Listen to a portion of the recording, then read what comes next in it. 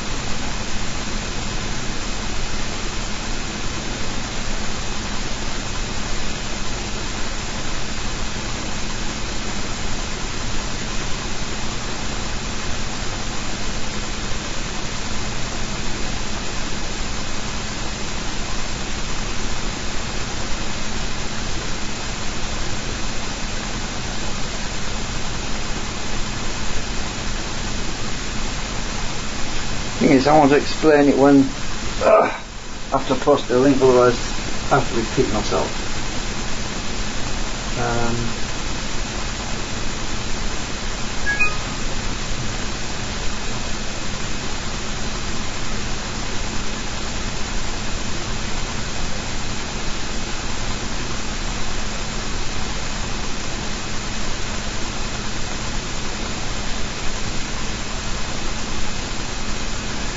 So for about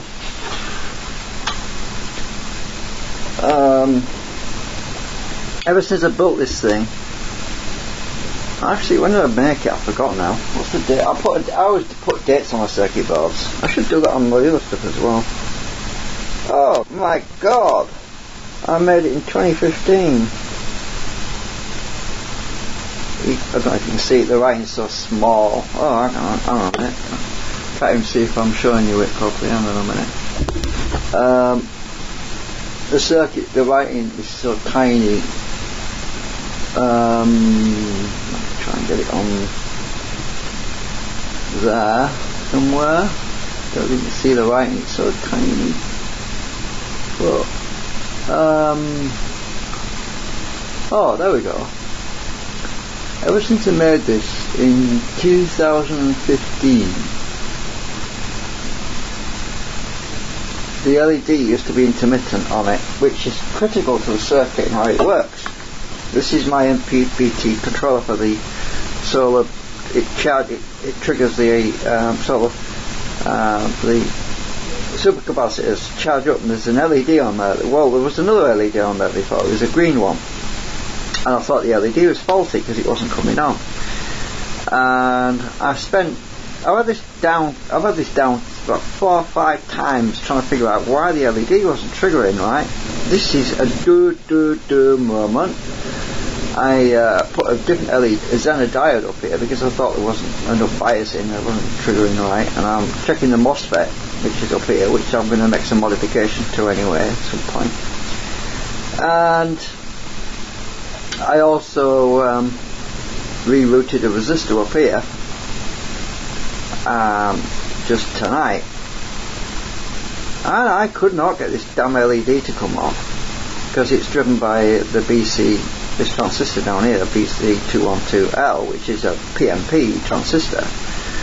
So I was fighting about with this, and I was charging this bank of supercapacitors on my bench, and I was charging them up with a bunch of batteries which are over here to simulate the solar panel, and I still couldn't get this frigging LED to come on. Scratching my head, and I took a resistor out here years ago sometime because it wasn't working right, and I thought, well, maybe it's that resistor.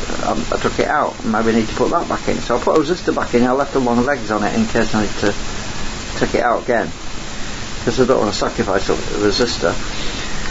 So anyway, I decided I wanted to do a little test. So I started poking around with a resistor on the end of a piece of wire to turn this transistor on to turn the LED on. And I thought, well, here's the circuit, right? Let's minimise that. Here's the circuit. There's R10, 10K.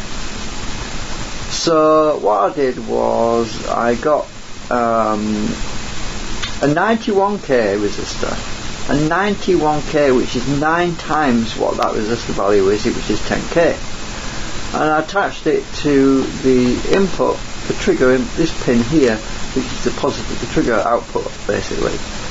So I connected to that and connected to the base of the transistor, and what happens? The LED comes on. I thought, oh my god, it's working! What the hell? Why the hell is this 10K not turning it on then? So anyway, I just discovered the problem. There's a bloody broken track right underneath here. A freaking broken track. Who'd have believed it? So here's my meter. So I'm poking. Right, so there's the track, and actually I thickened it up on this updated schematic, but it's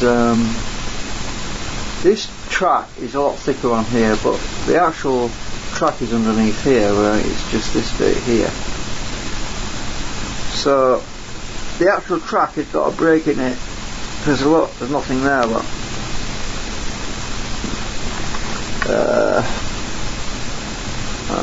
I don't know if you can see what I'm doing, but nothing until I get along this track. Hey, about here it starts.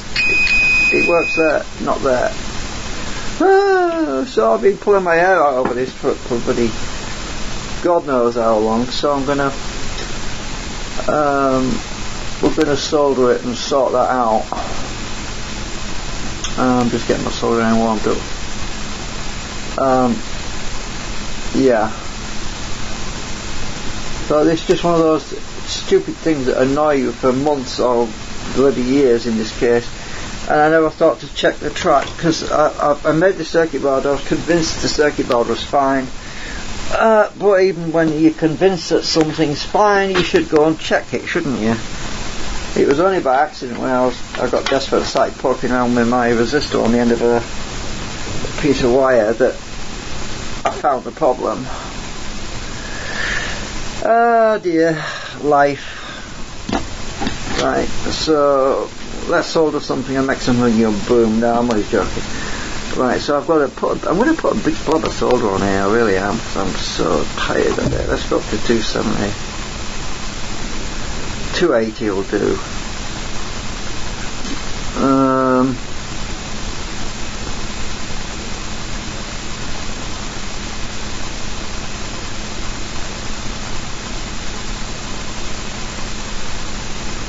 So I'm just putting a nice big blob of solder on that track to make sure it's not going to be broken still. Oh my god, there's a piece of track missing. What? The track just come away. Holy yeah. The track just come away. Well, it looks like a wire jump job then. I don't believe it. Oh, I know what I can do. Guess what I can do? Perfect solution. I won't need to use a piece of wire. I can't tell if you can see me or not, so I have to keep putting Manicam back up. But what I'm going to do is I'm going to use some copper tape instead of copper wire, because it's a damn sight easy to do it. So I'm going to take all the solder off everything.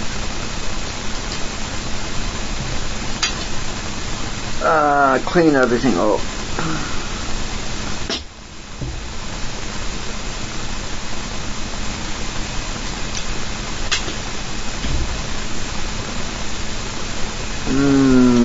Right.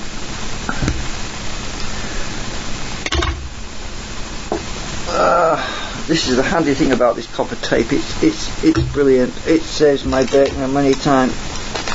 So I'll get my copper tape and I'll cut a piece of tape off and I'll replace the track with some of this stuff, and then we'll be happy again. But I need to clean up first. I haven't even got any cotton wool. I've got no freaking cotton buds. Oh dear me. Well, I'll have to look around and see if I can find. I will have new cotton buds, but if I can find a used one, it'll do the job. I'm just looking around for one. But there's got to be a used cotton bud lying around, because I need the alcohol and a bit of cotton wool on the end of a stick, basically.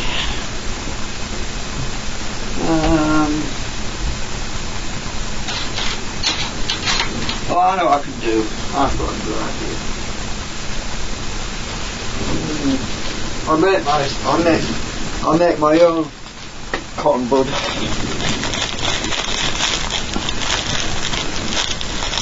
Let's get a bit of cotton wool out of here. Bit of cotton wool. I need to go and get some.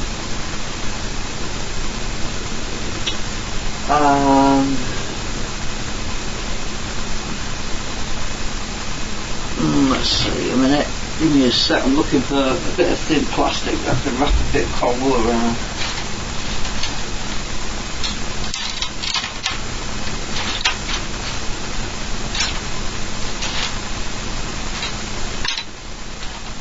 I found some sponge, that'll work. Found what I don't want to find, but it'll probably still work, so hang on a minute.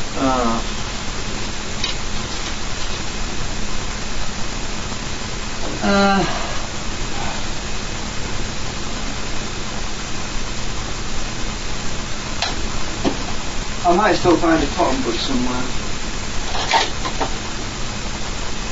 Anyway, I'm just going to use this bit of sponge. I've got a bit of cotton wool anyway if I need it.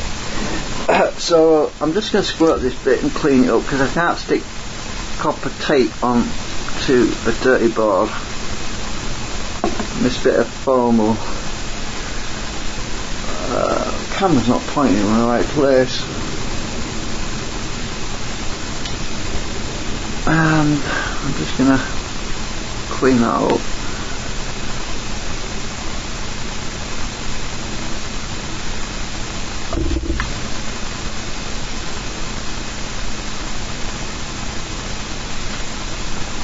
Oh my god, I've just realised I'm doing a Lewis Rossman board clean.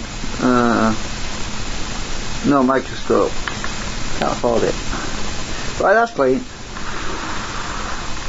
Just dry it a bit. He uses wire though, I've got copper tape. So I'm just going to cut a bit of that off.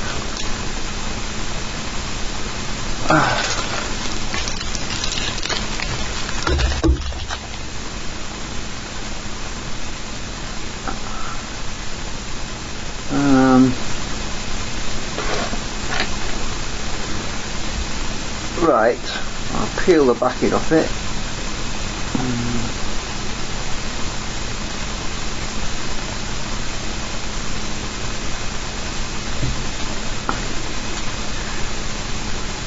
And I'm going to stick, oh it's a bit big, I'm going to have to trim it after I've soldered it on a bit. Hang on a minute, I'm just going to stick that right there.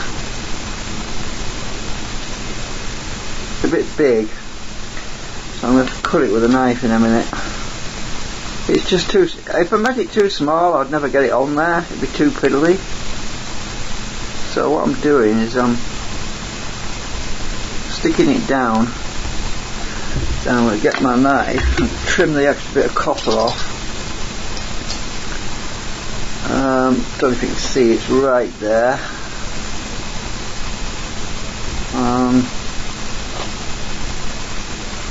Now I'm going to trim that. Let's see, where do I want to be?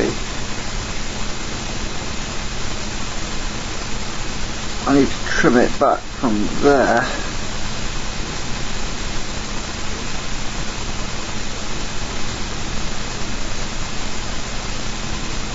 I'm probably going to build a new board at some point. I really need to make a new board.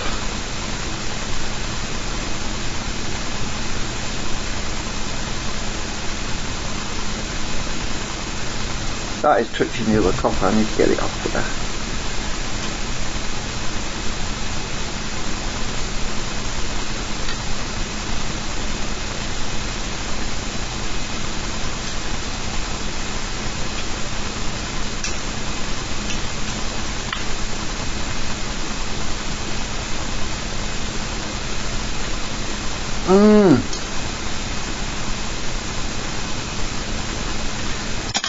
This is hard. I'm going to have to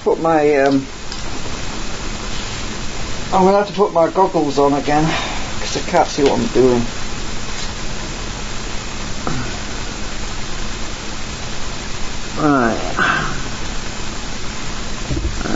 Right. I don't know if you can see, but it's hard to see. Microsurgery. I need to cut the top bit off there, it's a bit long.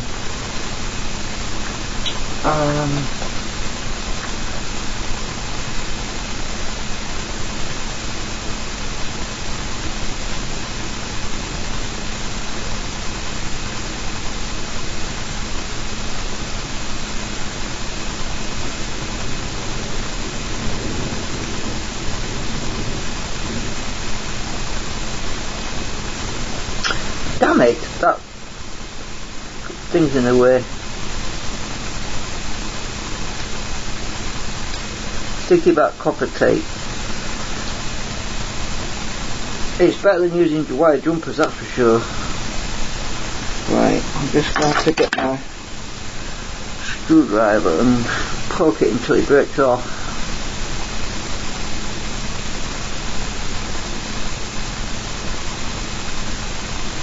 Right, got that bit off. Right. So now I'm left with just enough to solder onto that leg.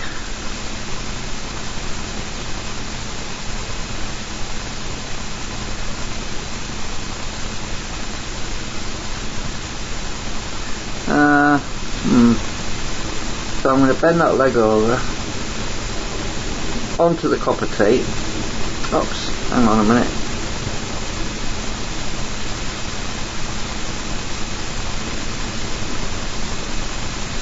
Oh, that's the actual transistor leg I was trying to... No, it's not, it's a resistor.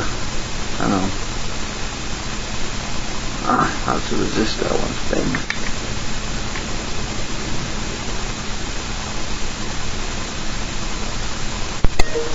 Right, I bent the resistor leg over. Now, thank God the transistor leg's intact. Now I do solder it. And I'll try and show you it under the magnifying glass. Before I solder it.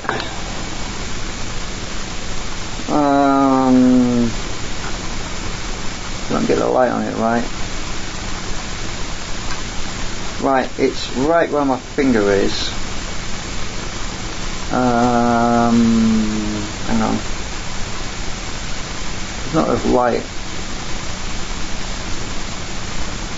There's a shadow, isn't it? Where's the shadow coming from? There.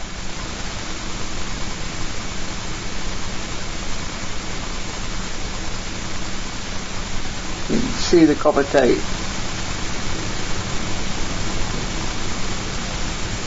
Right. So now it's gone to sleep. Just going to wake it up again.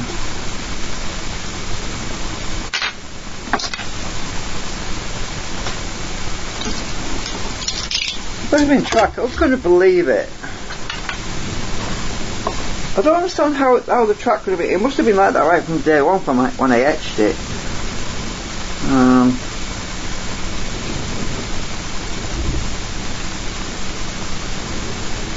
So right there is where I'm going to solder when this. Oh, we're up to temperature already. Goody goo.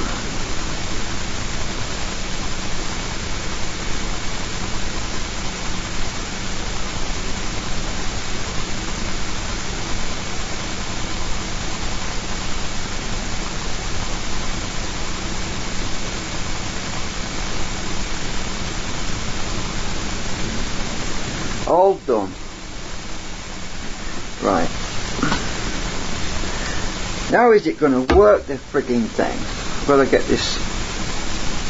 I've still got some issues I need to work out. Because I've made that many changes to this damn board since I had this fault and I didn't know it was there, that it might not work properly now without I've connected that. So I'm probably going to have to go and undo a lot of things or fix things with other problems I might have caused by trying to fix the damn LED, which had nothing to do with the other things, if you know what I mean. So basically I might have caused other problems by trying to fix that problem, because the LED is important because it tells me when it's on and off and I know what's going on. So right, so what I'm going to do is I'm going to get rid of all this solder crap that doesn't short the circuit board out. I'm going to clamp this back on the table, so I don't want to. I think I'll stick it on the rubber mat. There's another block of solder there.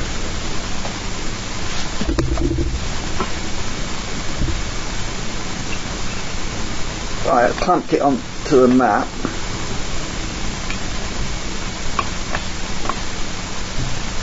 Right, so I'm going to hook this up to the soup. That's the trigger. This is the trigger output. These wires are the. Oh, hang on, camera wants to be moved back a bit.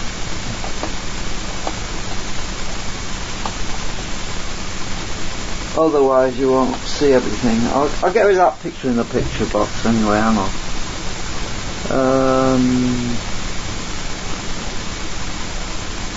For now.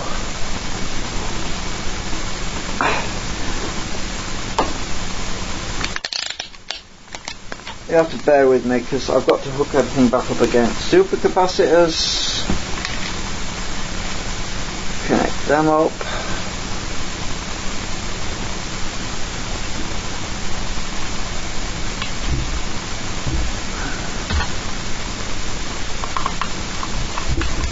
So this is what the buffer charge buffer work does. This basically controls the relays and everything else that's on the whole thing. I mean, I think I showed it before. The main charge buffer circuit's here. That's a counter. This board. I can't get it all in. That's the charge current meter, which is from China. That's the relay circuit.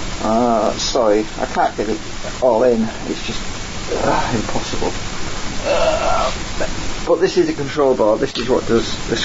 This is what controls when everything happens, really, which I made myself. The rest of it is a lot of Chinese junk, you know.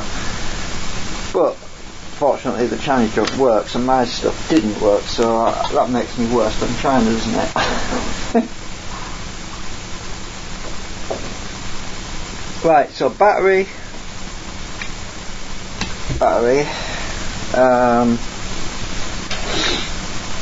supercapacitors are connected.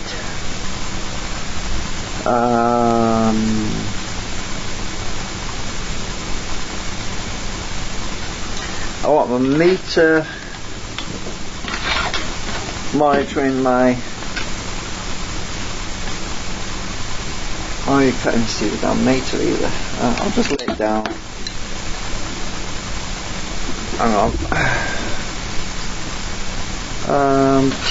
Down to it. No, that doesn't work. Hang on a minute.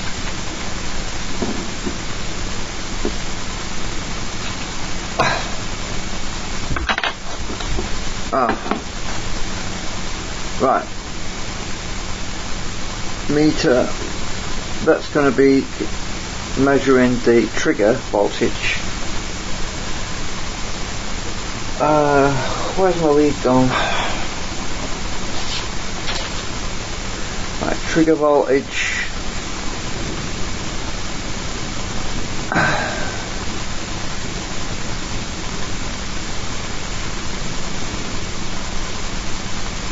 I can get this connected to my meter.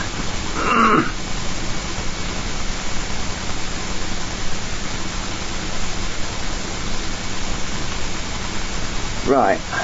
Oh look, there's still some voltage in it. 4.74. That must be just in the. Oh, that would be coming from the super. supercapacitor is probably, the battery's not connected yet, so it must be. Right, we're going to start charging up the supercapacitors, and what will happen is that when this triggers, the voltage is supposed to go to 0 or down to 0. It's supposed to be high, and it's a negative trigger. So, and the blue LED is supposed to bloody work, and it didn't work before, but it should work now. So let's find out.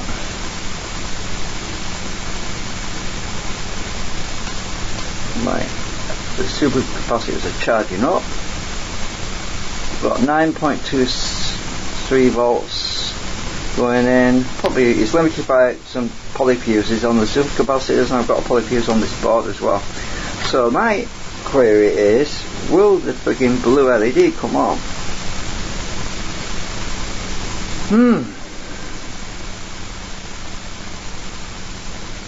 It's supposed to happen when the supercapacitors have reached the maximum. Well, when there's no longer any current flowing into the supercapacitor, the blue LED is supposed to come on.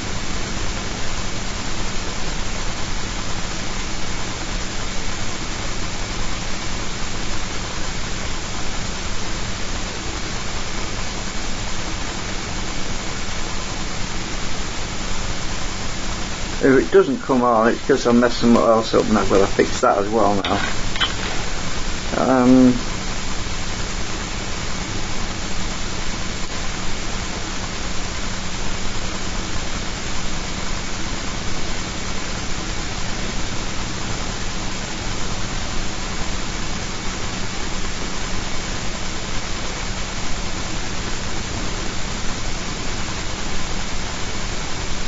It's just a waiting game at the moment.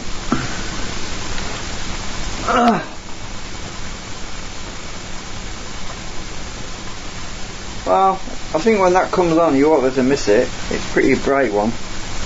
I want a shadow over here actually. Something that'll cast a shadow. There's a lot of light on this board.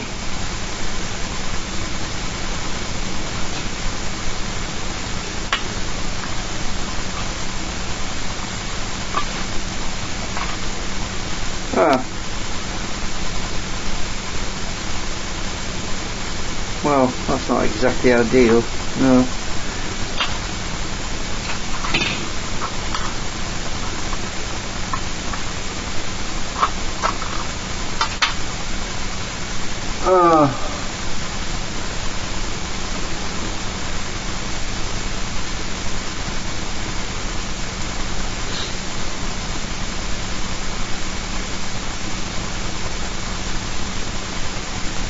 Well, it stopped, but the blue LED's not come on. That's weird.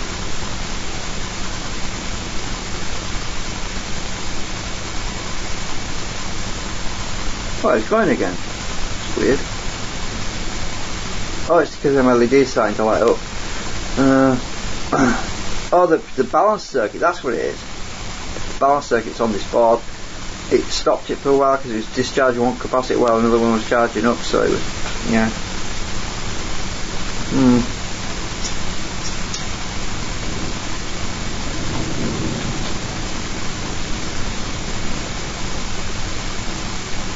I probably need to adjust this a bit.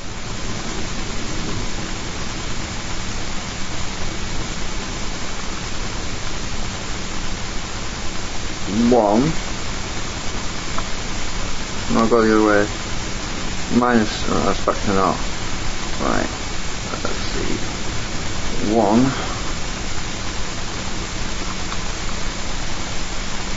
2, 3, 2, 1, no. I'm going clockwise now. 1, 2, 3, 4, 5, 4, 3, 2, 1, no. I'm just turning this multi-turn trimmer. I have to count the turns because you get lost either way you are. I want to put it back where it started. No, that didn't do anything.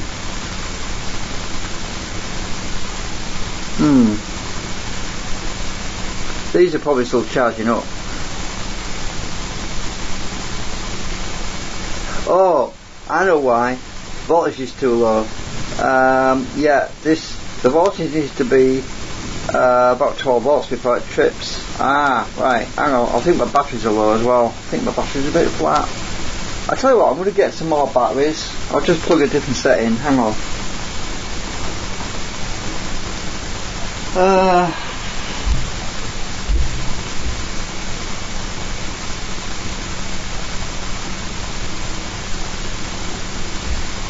I run their batteries down, we were testing it earlier. Right, I've got another set of batteries here, they should be fully charged. Right, I'll take them off. Disconnect this one. Right.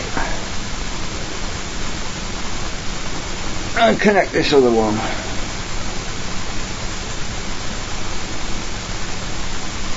Oh yeah, 11 volts, we're going now.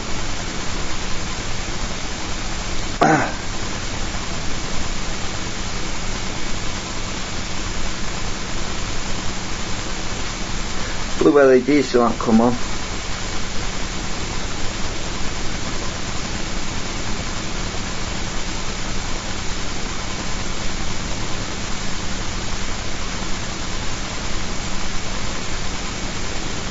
Still charging them, you see. I think they're still being charged.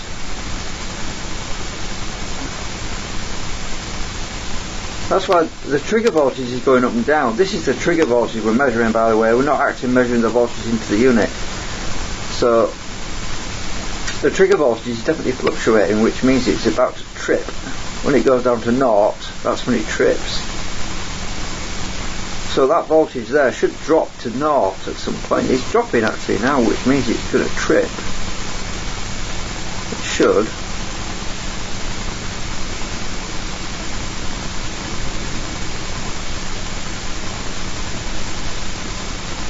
Well, it wants adjusting, I think. Let's turn it, see what happens. Clockwise one turn. If I can get my screwdriver in the hole. Right, 1. Clockwise. Ah, that's better.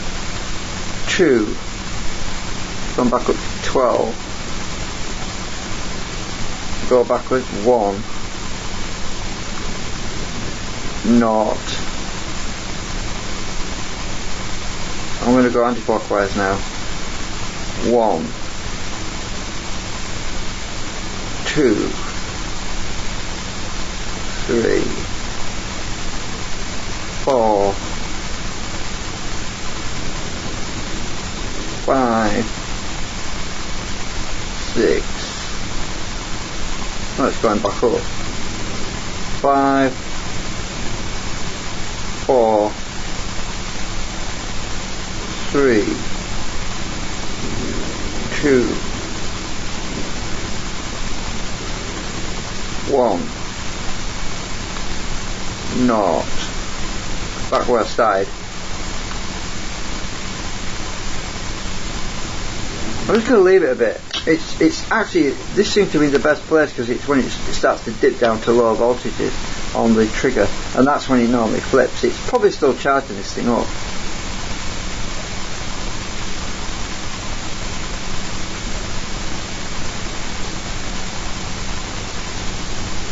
I'm going to fine tune it a bit. I could measure the pin 2 and pin 3 on the... What the hell was that? Someone just got blown over outside. Oh yeah, that's better.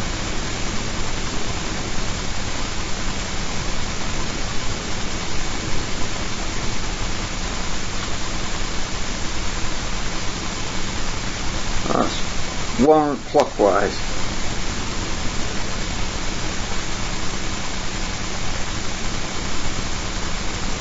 So remember 1 clockwise.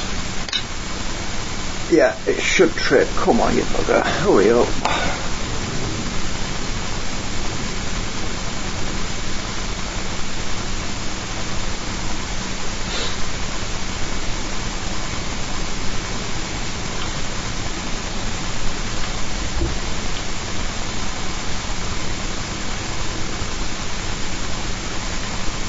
Might have to make some more modifications to my circuit. See, when that goes to naught, that's when that LED should come on as well. But it's not going to naught. It's jumping around. It's bouncing. I need to. It's my hysteresis. Hysteresis. I can't say the word. Hysteresis that's not right.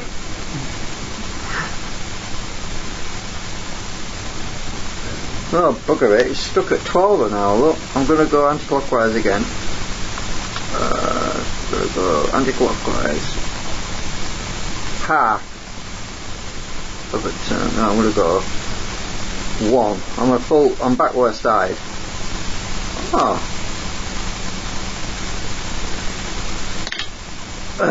Right, so I'm back at naught where I was originally.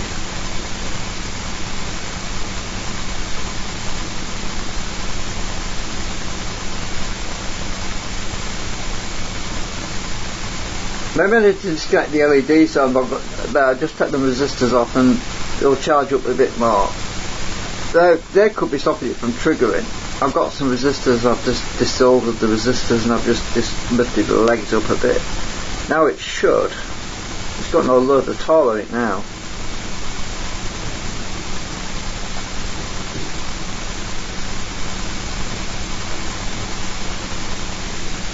Except for the capacitors, no LEDs are on it now. Them LEDs are all not loaded on now, so we'll see what happens now.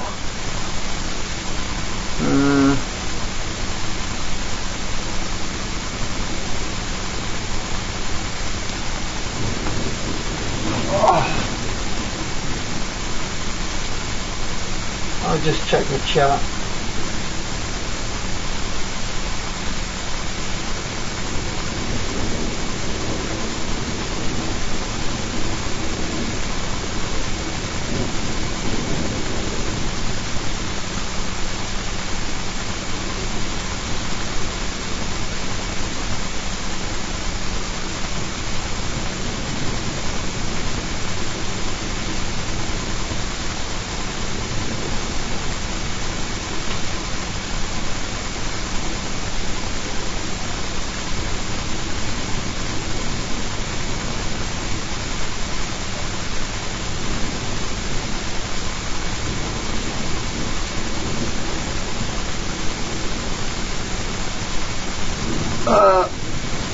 I'm not even looking at the damn thing. I bet it trips when I'm not looking.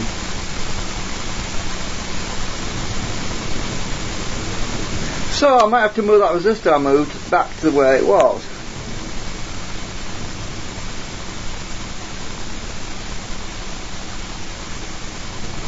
Well, I should be able to solder that unsolder that resistor even when it's connected, because it's entirely on batteries, it's not running on anything, so I don't think I'm going to cause any ground shorts or anything, so I'm going to do that.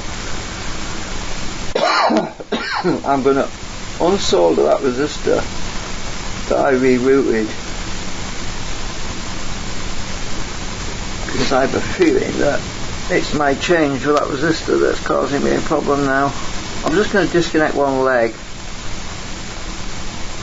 Actually, I need to look at my diagram again now because I've forgotten. Where can I connect it to without taking the board up, turning it over? Let's see.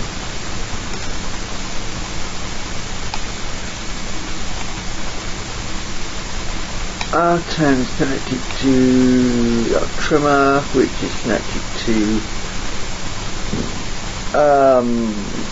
pin 3 of the IC. Yeah, what I'll do is I'll jumper it. I'll just, yeah.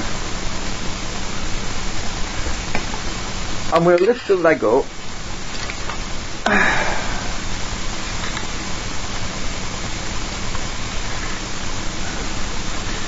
I'm going to have to move this meter out of the way, sorry, it's in the way. We'll see if it works when the LED comes on. And it's still on right now, so I'm desoldering this resistor while it's on, I just need my soldering iron. Don't do this at home. It's isolated, so I can do it.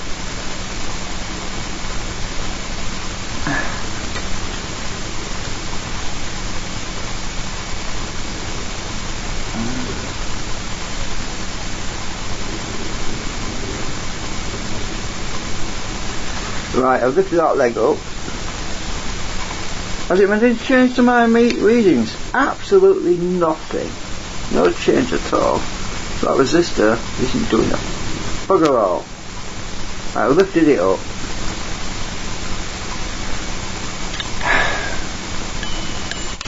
Now I'm going to just unplug my solder iron on my neck because I want to stick it where it used to be, but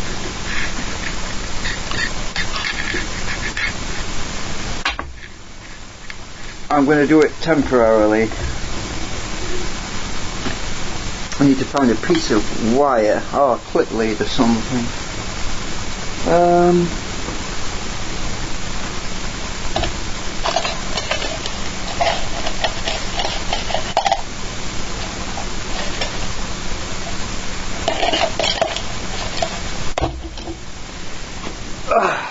I used to fix TVs, and I'd never do this with a TV, that's for sure. But this is so simple. Right, I'm just going to connect that to pin 3 with this lead. I'm going to watch what happens, see if it trips, because it might do now.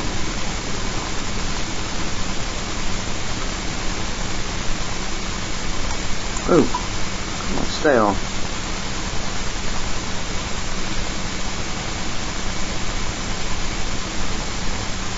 Nada. Oh, it did make a difference, not much though.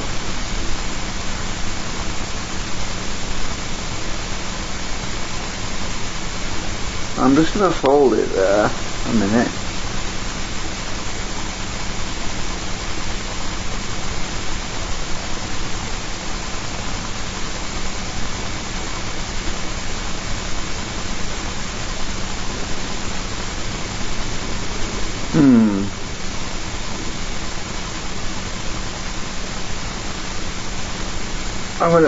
I'm holding it connected to where it used to be connected, and I've got to move this trimmer while I'm doing it. So clockwise 1, clockwise 2, gone off again, minus 1, naught, right, minus 1, minus 2. It was best where it was. Right, 1 plus naught.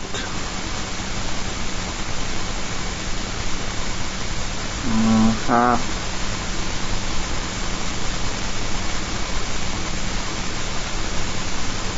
I know what I need to do. I need to make some changes to the MOSFET drive.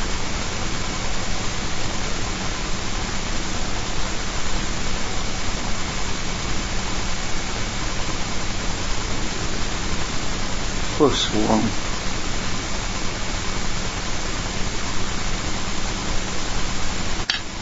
Well, it's plus half actually, that is. So at that 6.29. Yeah, I'm going to have to.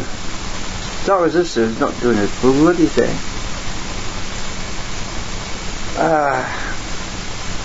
I'm going to put a different value in.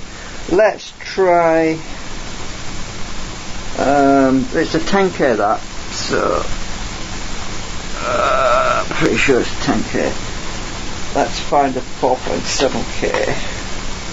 I had one in here and I need my meter back. I'm going to go on DC ohms. Right, let's find that 4.7k. I had a bit of go, I don't know where I put it. Oh, I found a 5k.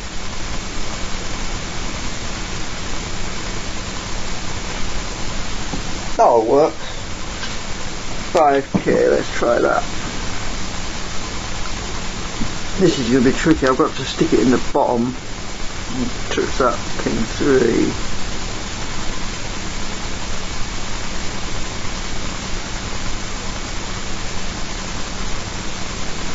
Which is pin 3. Oh, it's gone over the limit. Wow.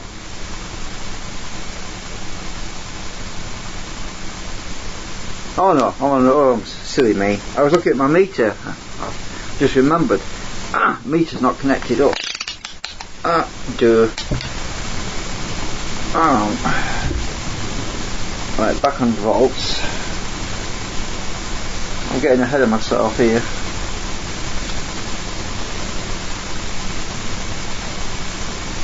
Right. So, pin 3 is, hang on, non-inverting input of the op amp.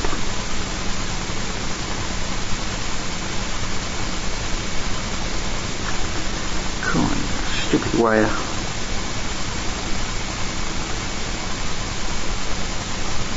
Right, 7.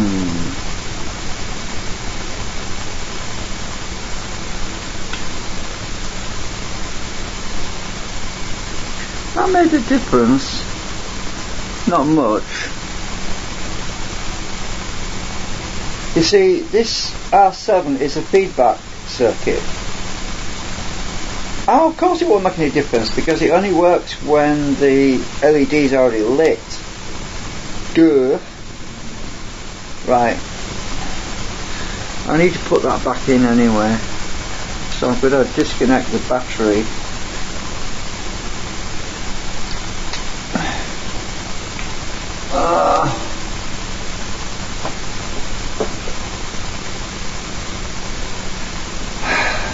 Disconnected the battery. The supercapacitors are still charged up and I want to discharge them. I use my coil to do that. I forgot where I put it now. Oh, it's here. Right. So I've got to discharge the supercapacitors now. I'm going to stick my coil on them.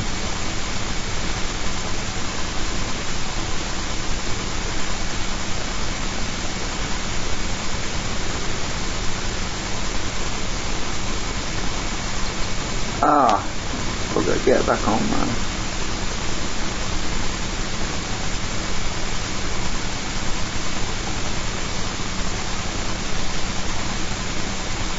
Stay on.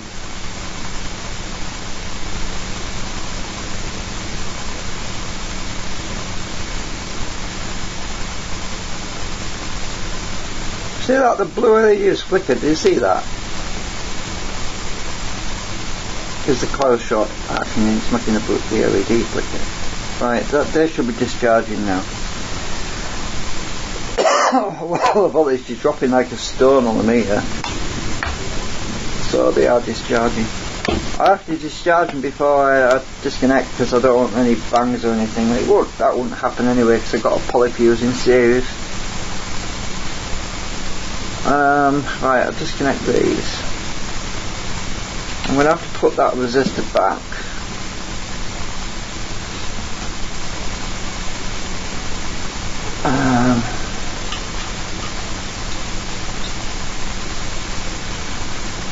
I'll just monitor what's going on with these. Oh, actually I'm not going to mess with that because I'll knock the coil off again. I'm just going to take the damn wires out.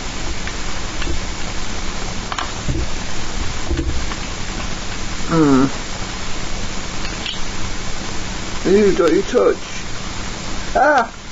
Almost. It won't bang though because there's a polyfuse in there. Right.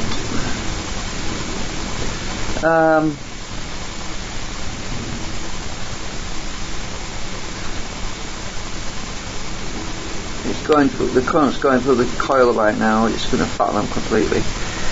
Alright, now I've got that done, I can take this board upside down and put that resistor back in where it's supposed to be.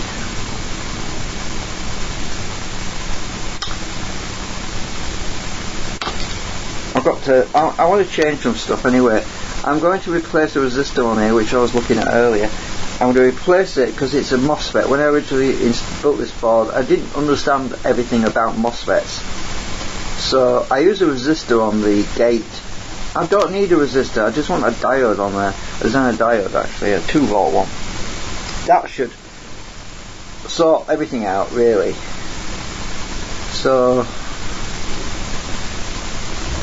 it should fix a lot of things. Because gates they're not current really dependent, they're voltage dependent. So a resistor causes problems because doesn't have a very good hysteresis, whereas a diode has a huge hysteresis, so it will be much better, and I should get a lot less feedback as well. Right, get my soldering iron connected.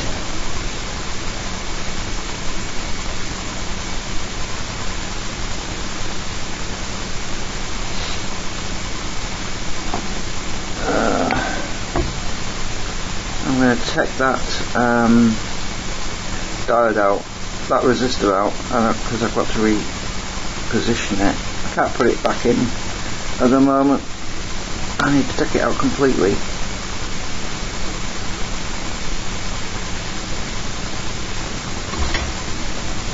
When you've got one leg out, it's difficult to thread one leg unless you straighten the legs out and take it out and shape everything.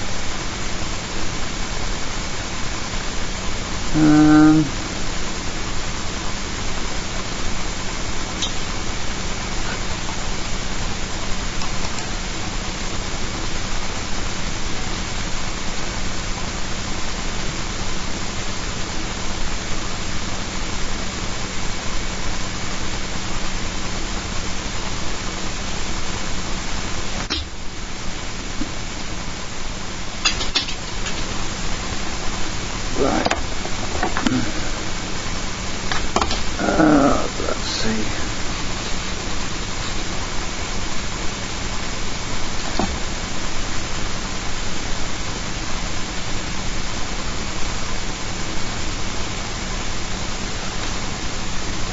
It should have fallen out. There we go. Got you. Right.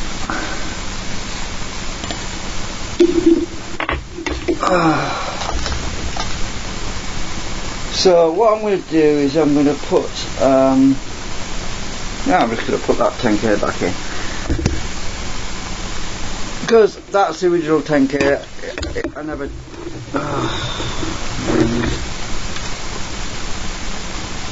where's my tweezers gone? I'll burn my fingers if I don't hold them in tweezers.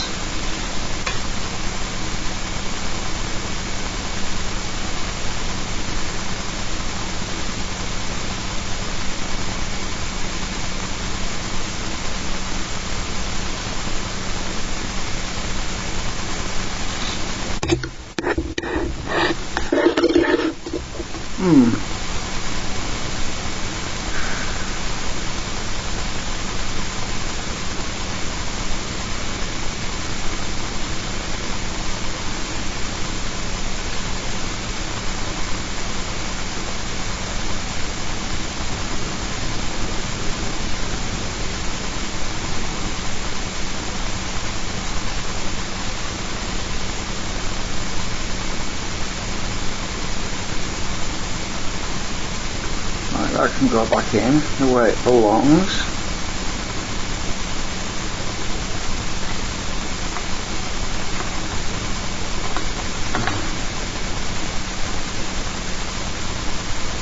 Because earlier on I moved the leg to a different position, you see. I was trying to find out where that LED won't work, and now it can go back where it should be, because that is not the problem. It was never the problem. It was part of the LED circuit, you see. And as we found out, it was a broken track.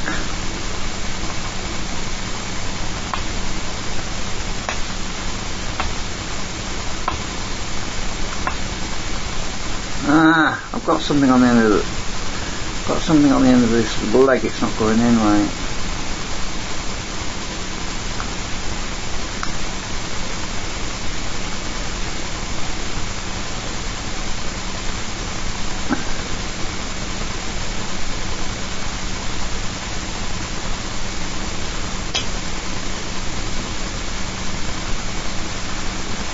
Right, I'm just going to push it in my solder now, because I think I've got some solder on the other end.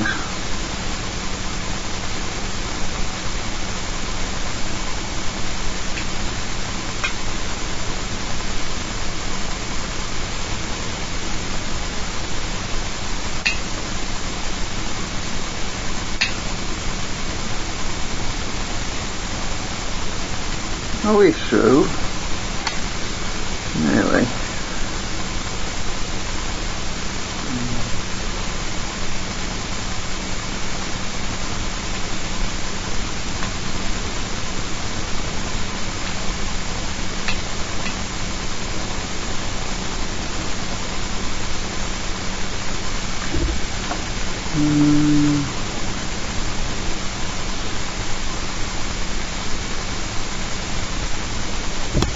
Got you. Just solder the other, solder it in properly now.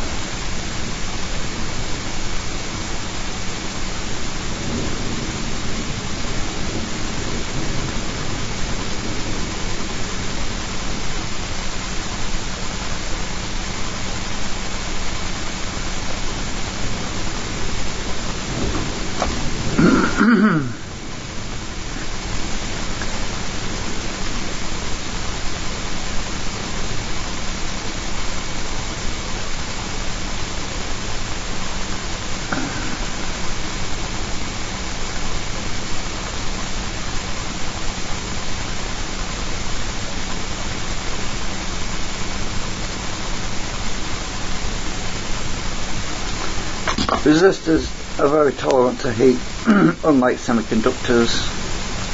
Usually 10 seconds for semiconductors.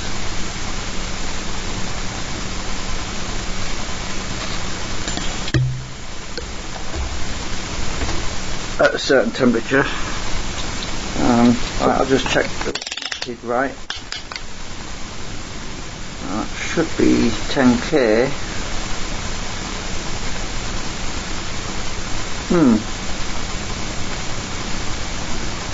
Yeah.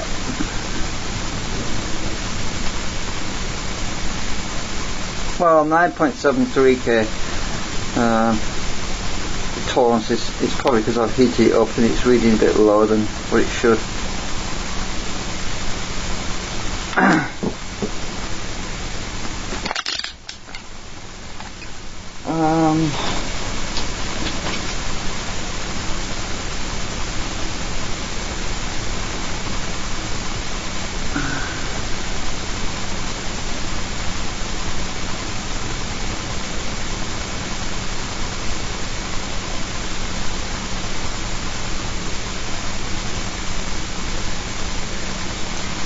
Where am I?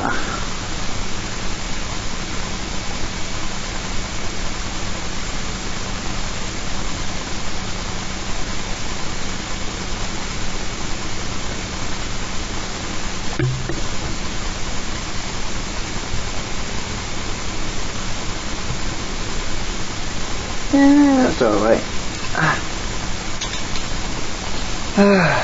Cotton wool, I'm clean up this mess. Books everywhere.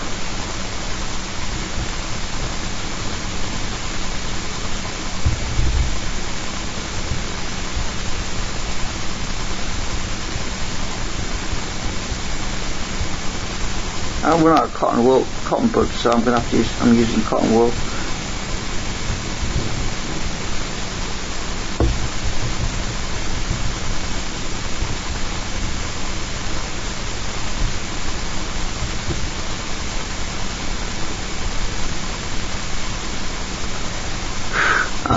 Done that. Right, I can take that coil off now. Right, so the next job is to sort out this MOSFET that's been overdriven all the time. So R9. Let's see.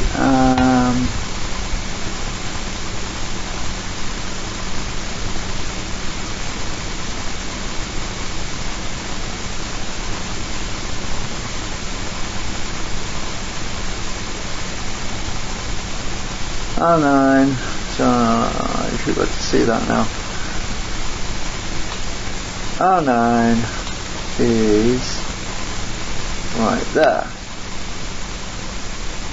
This one. Oops. So I'm going to replace R9 with a Zener diode, a 2-volt one, because on the circuit,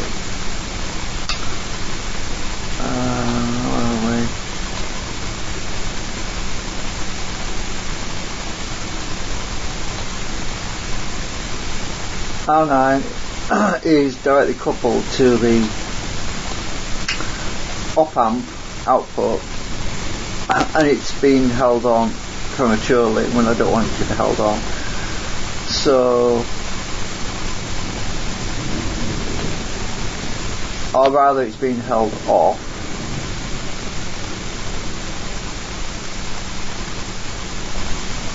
Because I think it's a PMOS.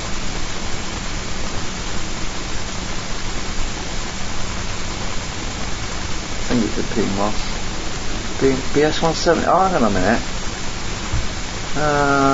Just a minute.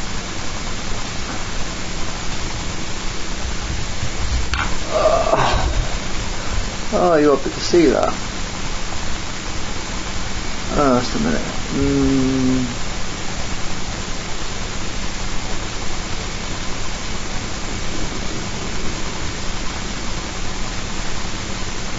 I'll do it this way.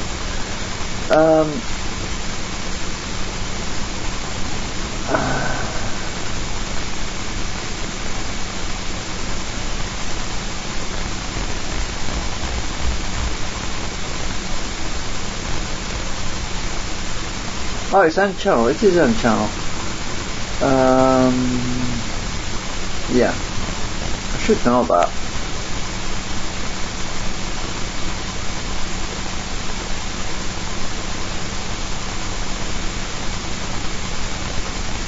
But the voltages, I was checking earlier, and voltages are too high on the gate. So I think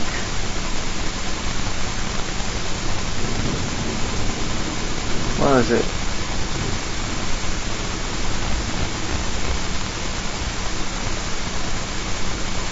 Threshold voltage minimum 0.8. Typical 2.1, and it's way over that. It's like 2.8 or something, so it's nearly at max 3, so it's really too high. I want to get it down a bit.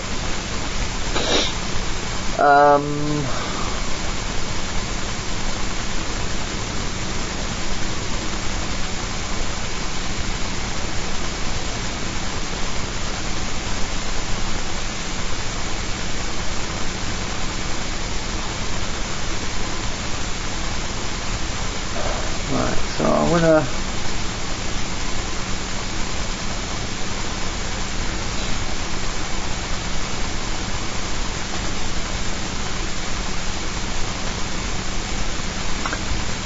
so we're gonna sort that out. I've got the diagram over here anyway, so I don't have to keep looking at that.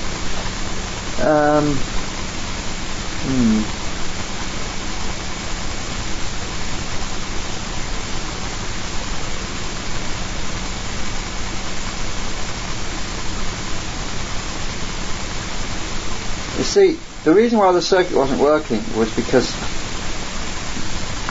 when this LED is turned on, it's this BC212L transistor which was not working because there was a track broken, and this BC212L gives positive feedback. It gives positive feedback to the circuit to keep the op-amp turned on, or turned off rather, well, to keep the trigger output low.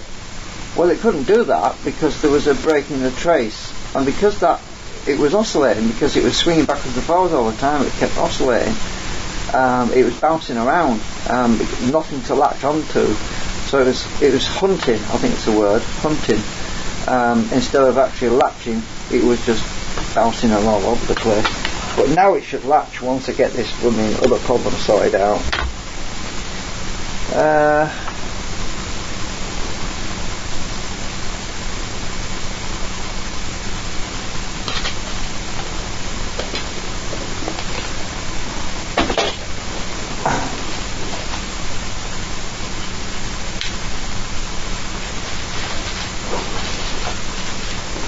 And I'm getting tired as well.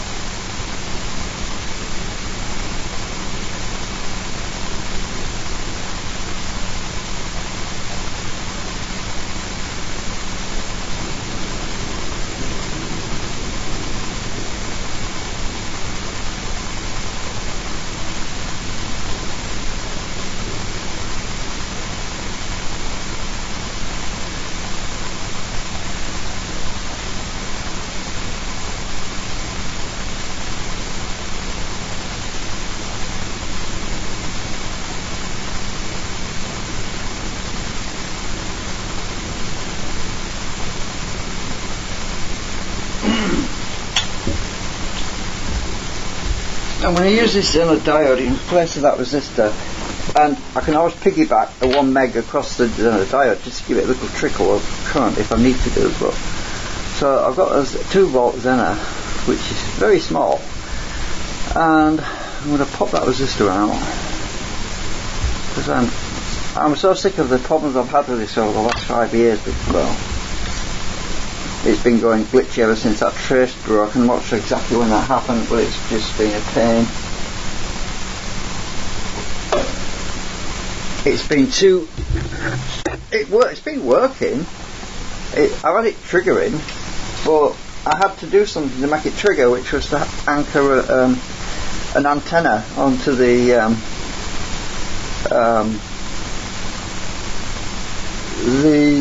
balancing, what do you call the capacitor on the op amp, yeah, it's something not supposed to do really, but it was causing it to hunt more. It was making it bounce around more so that it would trigger, but it was just not working the way it's supposed to work. Oh, my soldering iron's gone off. I'll wait for this bloody thing to wall up again now. Oh.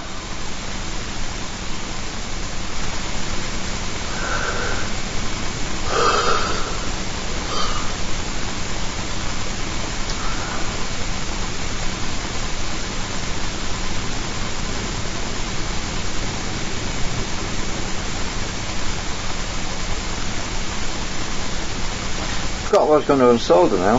Where is it? Yeah. Right, this end.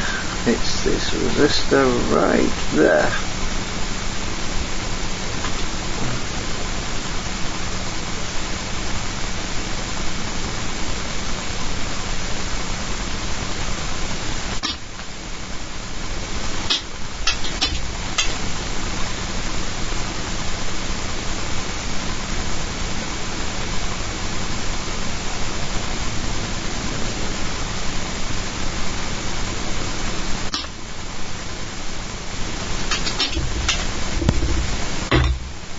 Right.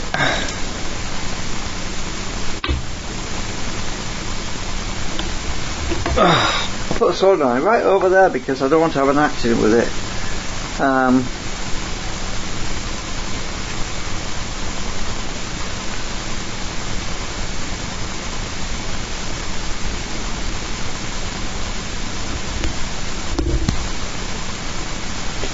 Oh, which way around do I want to put it? Oh. That's a question. Damn it. I'm going to look at my diagram on the computer, it's easier. Let's see.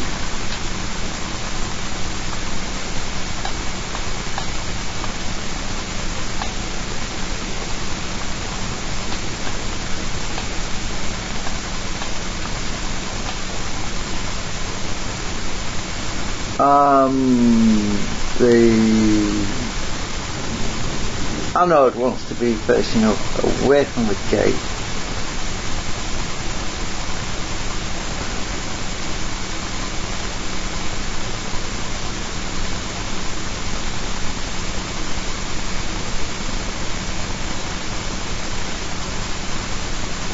The line anyway wants to be facing away from the gate, so that is that way around.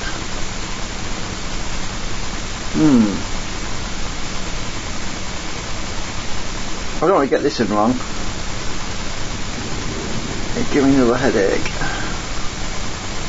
It wouldn't do any harm, it would just trigger even earlier.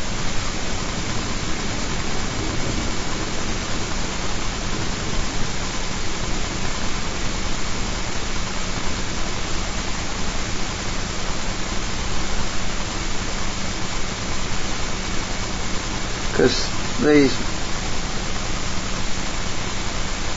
little MOSFETs are triggered by voltage rather than current.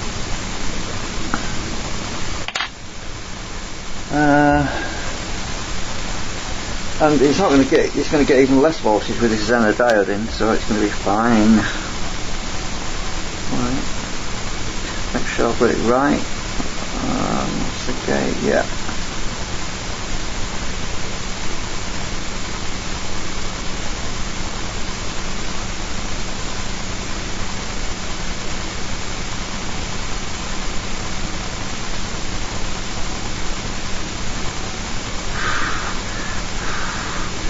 Got to be quick because it's a Zener diode, they don't like heat.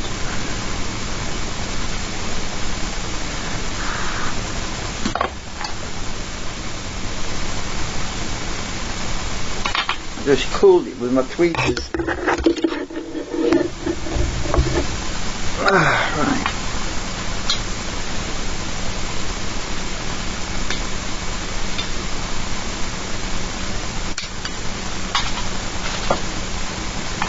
Right, I hope this damn thing's going to work, finally, properly.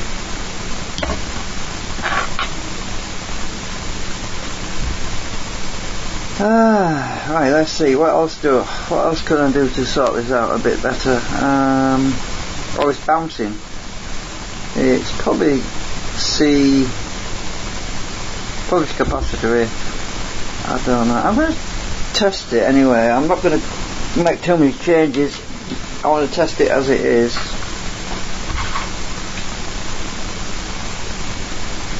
Any blobs of solder? Nope.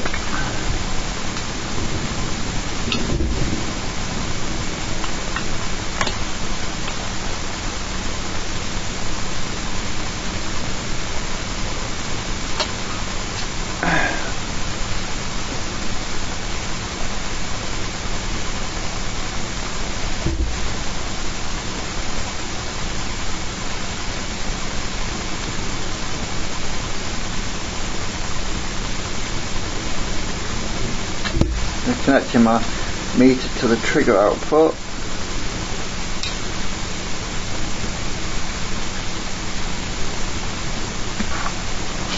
I need my supercapacitor connecting again.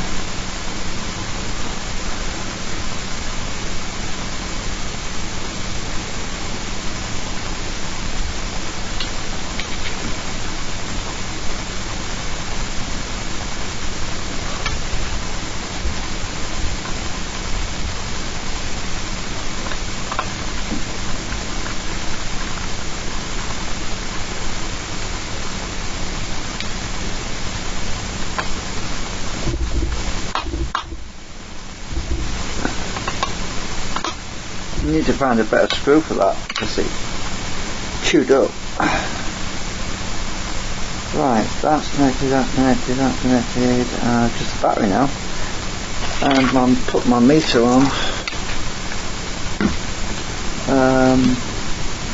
I'll back the camera out a bit, let you better see it better.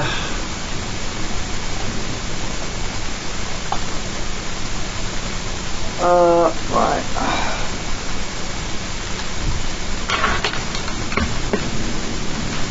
Oh.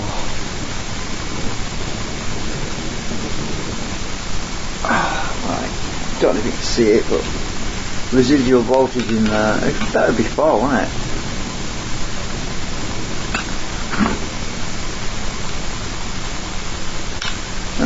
You can probably see it. Right, anyway, I'm gonna put this battery up again. Oh, that's alright. Thought it'd come off for a minute. Right, let's see if it works. Bang!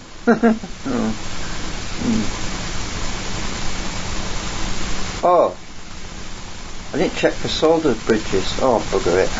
Let's just test it. It's working. Well, it's charging anyway. Let's see what happens. Nothing went bang, so I've got poly fuses in to protect everything, so right, 11.94 on the trigger. LEDs aren't coming on because they're not connected.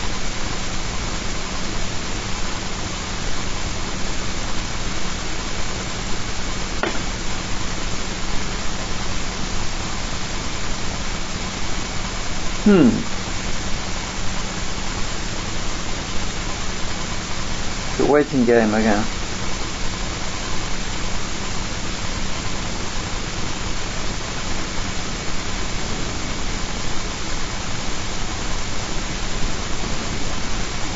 I think I'm going to connect my meter to the MOSFET, more to the gate. That's what I need to do.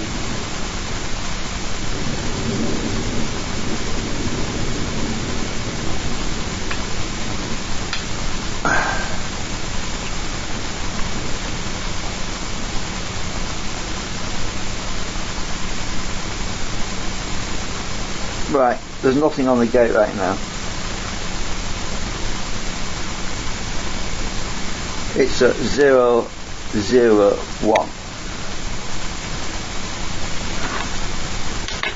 which is something we didn't have before. Oh look, gone up.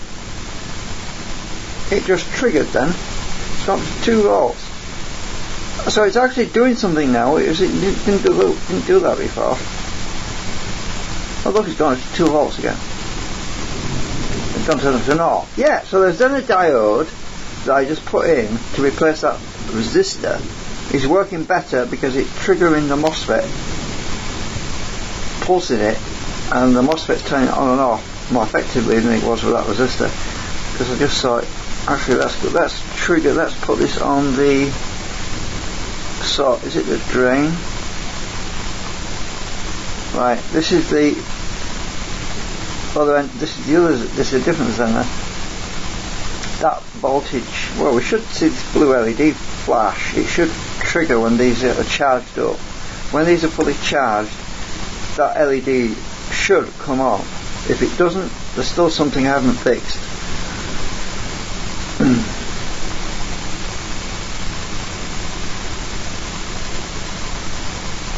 But the capacitors are charging, so I haven't put all these LEDs on.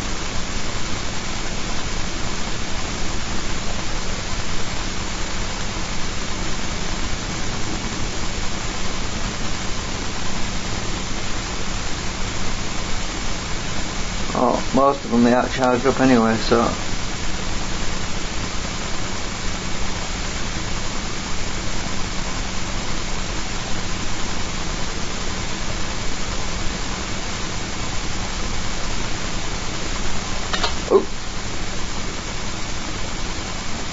coming on, the LEDs.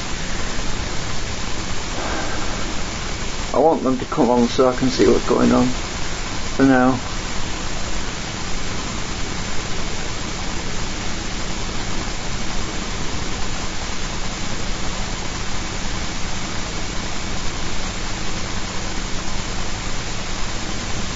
I'm going to go back on the trigger output.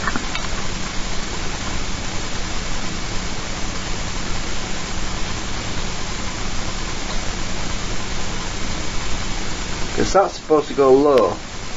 When it triggers, this voltage should drop down to 0, or should go down very low, and when it does that, that's when the blue LED is supposed to come on. I know I got the voltage better on the MOSFET. It's definitely worked a lot better than it was.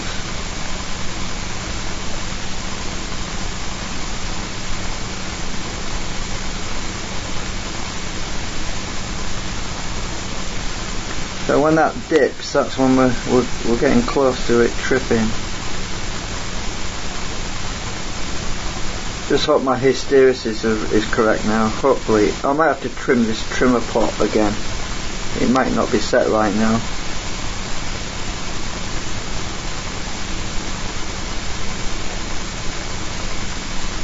There's a reason why these LEDs flickering, and that's because there's balancing circuits on this board, and the pulsing and that, you know. Some of them cells are pretty crap anyway. They were cheap Chinese knockoffs, you know, the ones where they recycle stuff, and it was a cheap super capacitor. Wasn't the full price. I knew it was a knockoff because the solder joints on it are pretty crap. But anyway, it was cheap. It's good enough for experimenting with.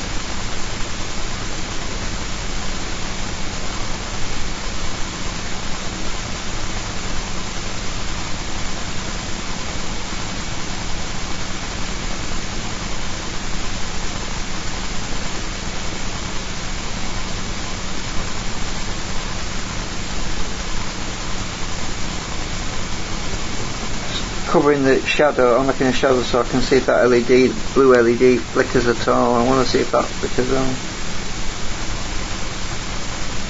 Could get a short pulse, and that's all it takes to trigger the relay circuit. Just takes a short pulse. For a blink I might miss it.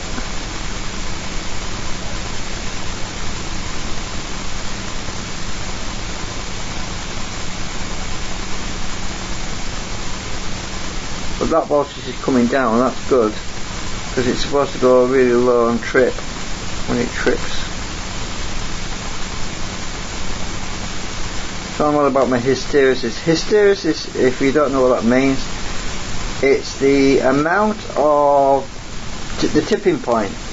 You could have a slow hysteresis, which is a gradual slope as it goes down, like going down a really long hill that goes on forever, and you're only going down like a 1 in 10 or something, or 1 in 2 or something. But a high hysteresis is basically when you go off a cliff edge and going straight down. So the higher the hysteresis, the faster the response time. That's basically what it means.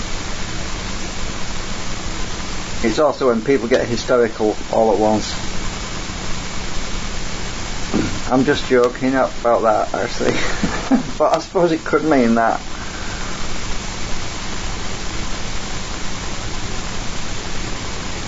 Oh.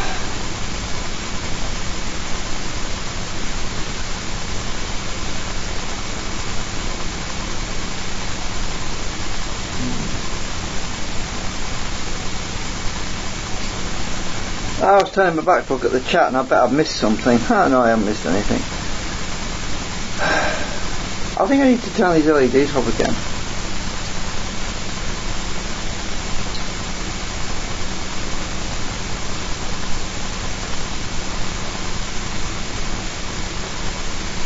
Otherwise it might never trip. I don't know. The LEDs could consume enough power. It's supposed to trip when there's no load on the output, you see. And the LEDs are supplying a load. So I've just taken them off just to see. It is definitely lower without the LEDs on.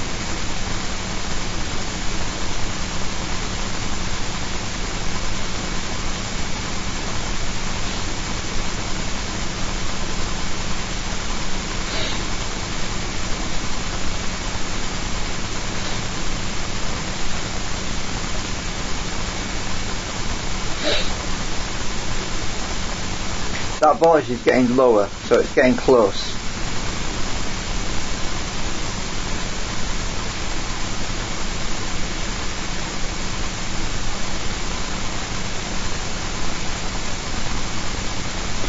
Bouncing around, I'm pretty sure it's this capacitor, or it's probably this capacitor I need to sort out. It's bouncing it around.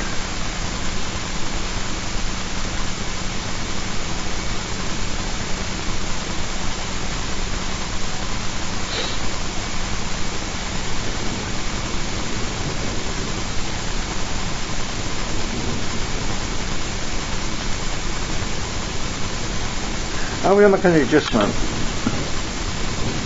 Right, I can't remember where I left it now. I'm going to go anti-clockwise half a turn, because I think that's where I was. Oh, it's gone up.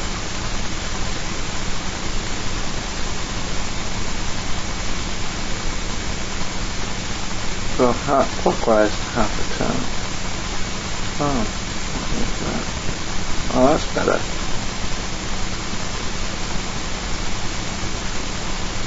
Right, one turn, which is half. Oh, it's gone up now, look. So it must go back. Somewhere about there. Yeah, somewhere around that seems to be about the right spot. I could check the voltages on the inverting input or the non-inverting input, but when it's doing this and it's bouncing around, it's difficult to get the stable voltage, so that's why I'm measuring it on the trigger output, because when it's bouncing like this, it's just the inverting and non-inverting inputs are also bouncing around as well.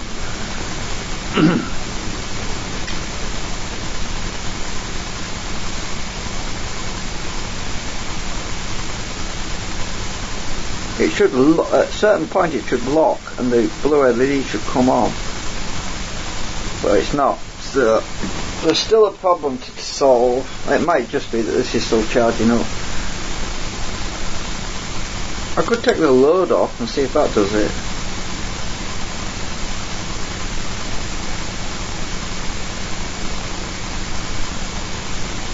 Actually, what would happen if I put flat batteries back on? Because normally it's when you oh, I think I saw it flash then. Maybe I'm seeing things.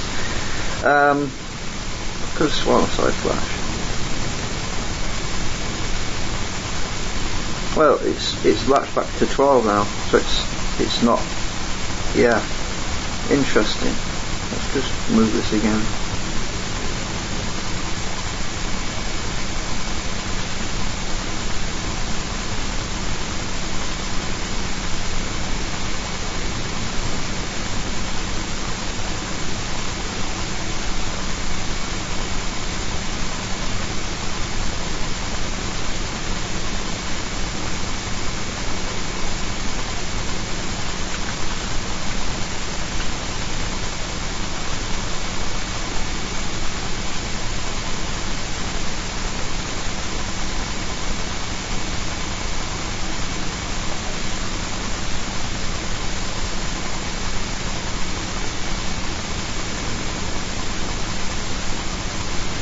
I'm not going to count it right now because I'm only moving it about half a turn either way.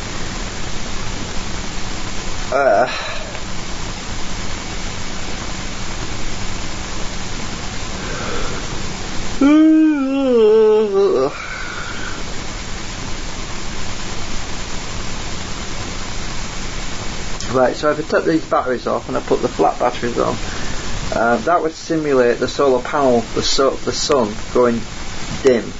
Because this works by the solar panel, as you see. The solar panel input, when the sun goes in, the voltage on the input goes down. That's when it triggers. This voltage is constant right now, which means it might need a lower voltage. So I have to simulate the sun going up and down. And it's difficult to do that. So let's get the flat batteries. I could stick my voltage regulator on, then I'll start turning the voltage up and down. So let's stick the flat battery back on and see if that LED trips. I'll take the big battery out. I'll put the low battery that's lower than the actual supercapacitors are. I'll see if it actually trips with these low batteries. Now look at that, interesting, it's gone up on the thingy. Sometimes it takes a minute or two for it to happen though. It doesn't happen instantly, it sort of finds its own little mood. It's temperamental. So I'll put low batteries, the batteries that are a bit lower than the supercapacitors on, and it still hasn't tripped. So let's adjust it with these low batteries to see if that trips with these without turning too far.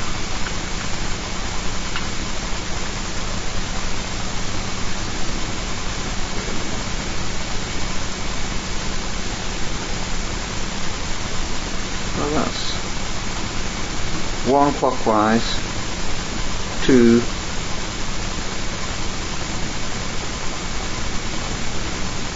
3, we'll go back, 2, 1,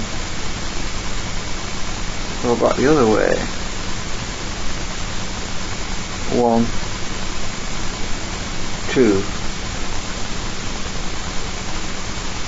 3.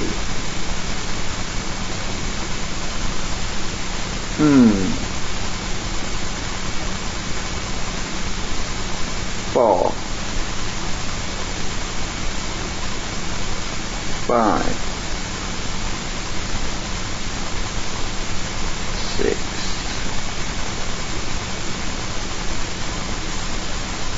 7. Every half revolution I'm counting, by the way, not the full turn, because this thing is very fine. Right, I'm going backwards again. 6, 5, 4, 3, 2, 1. Right.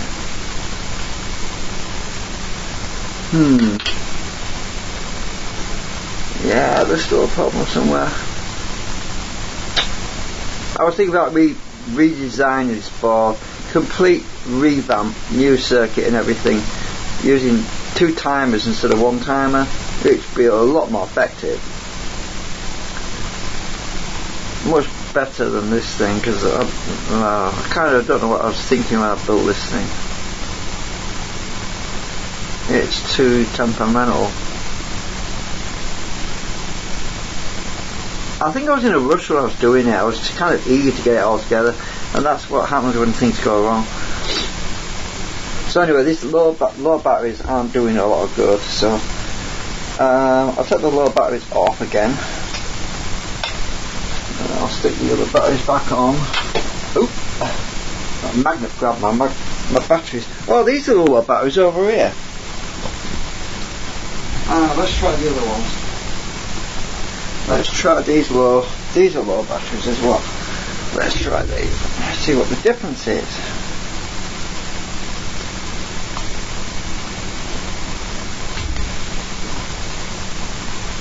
I'll give it a minute to sell.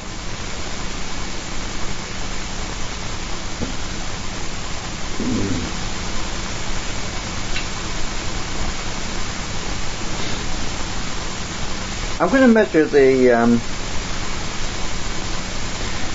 when it's stable like this, I'm going to measure the inverting and non-inverting input while it's, oh damn, what is that tangled up?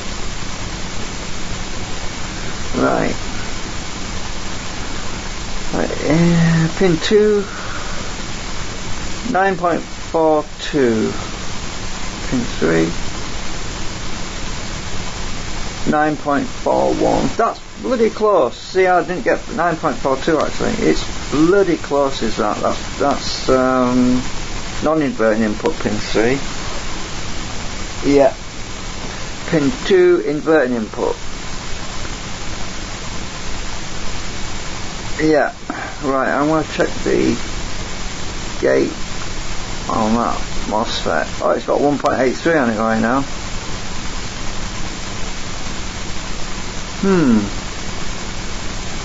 Well, if that's on,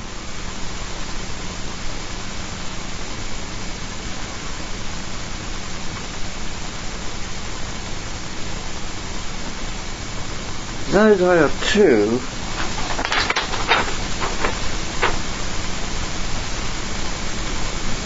Should be quite low, but it's not. Oh. No, it's not. There's actually a lot of DC coming through there. That doesn't make sense. What? Where's that DC coming from? That should be low. No, it's not RC, that's high. So let's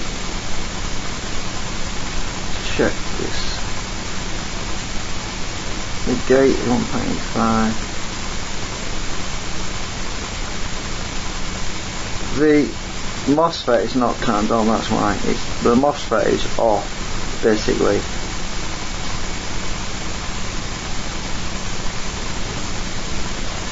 I wonder if the MOSFET's been damaged.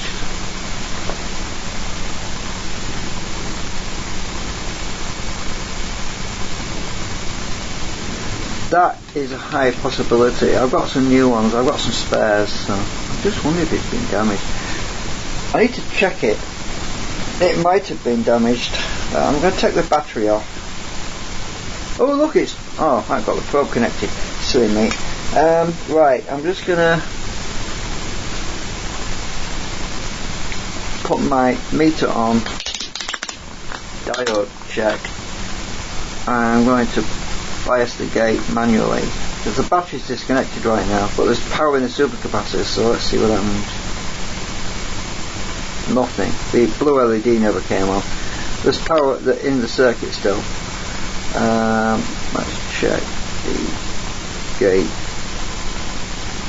Ooh. I went over the limit. That MOSFET could be knackered. That could be the problem.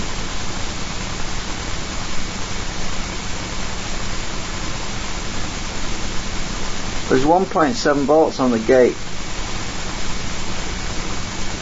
It's coming from the supercapacitors. There's no voltage on the drain. Oh, it's over the limit.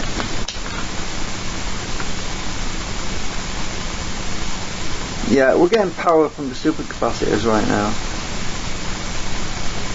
8.79 volts is coming back from the supercapacitors through the circuit.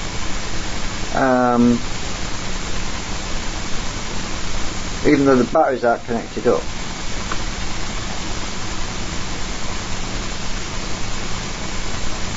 So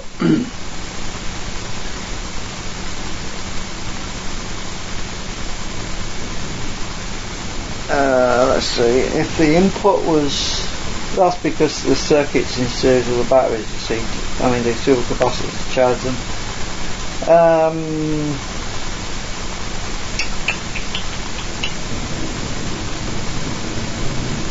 If I put my coil on the battery clip, where have I put it? Here it is. It might do something funky. Let's see what happens. Blue LED came on. Do you see that? The blue LED came on. It just flickered because we're going through we're taking power from the supercapacitors. It's running back through the circuit. See, the supercapacitors are also connected to the output stage, which is basically it's in parallel, right? The main power is not going through the op amp. It's not going through it's not going through the MOSFET. It's not going for any of the components. It's basically going through simply a voltage a resistor, which is this polyfuse, and a diode.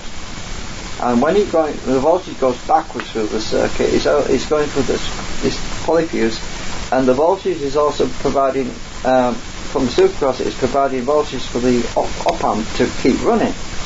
So when you pull the input down, it's triggering the LED, which is what we want, but it's not triggering it properly. It's probably been damaged.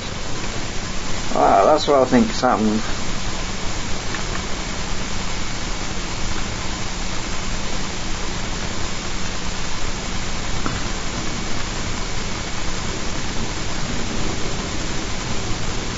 Because I don't know if I can turn it on or not. When you turn that on, when that little MOSFET's turned on, it should turn on BC212, the transistor, which is that thing down here, and that should bias and turn on the LED. But it's not. We'll turn the MOSFET on. with my probe on diode check and see what happens. Nothing.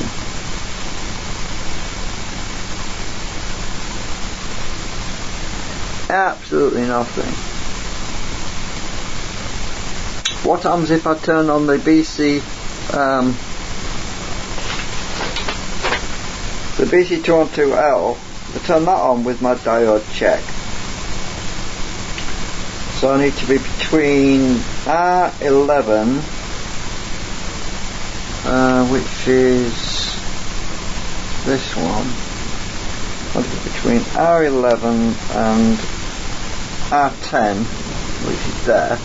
So R11, and this should turn this BC212.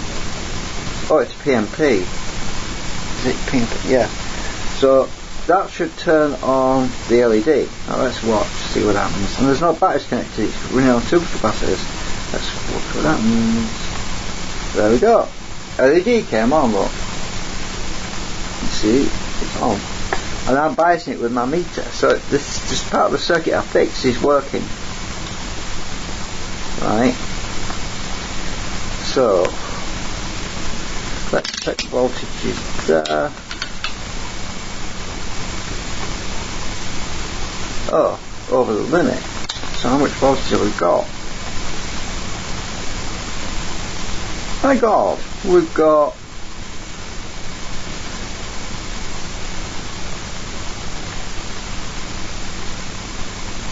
we have 9 volts positive on the gate, on the base of the BC212L, which is why it won't turn on, because there's too much positive voltage there. So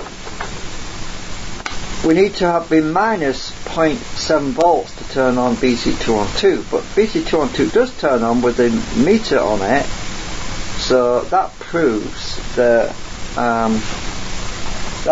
the transistor's fine, because I was putting the voltage on the gate, on the base of the transistor. So where the hell's all the voltage? The voltage is coming from BC170. BC17. Hang on a minute.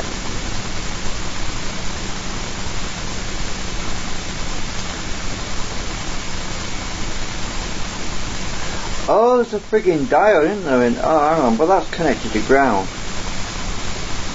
The other end's connected to ground. So the voltage must be coming from the op-amp. It must be from the op-amp. Let's check that again. So if I go to ground, and op-amp output is pin 6. So that's 1, 2, 3, 4, 5, 6. So if there's a high voltage on pin 6, then that's why everything is not working the way. Yeah, well, there's 3 volts on it. That's only 3 volts on the output. So 3 volts on the output of the op-amp.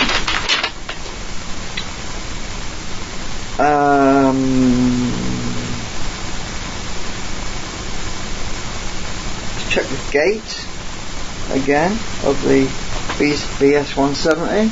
The gate 1.68. That's because it's going for the Zener diode. Let's check the other side of the Zener diode. 3 volts. So that's what we expect. So where the hell's all that voltage coming from down here? So we've got all this voltage. We've got 10 frigging volts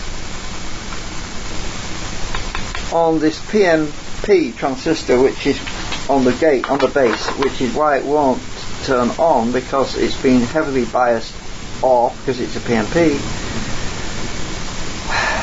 Where's that voltage coming from? I know where it's coming from.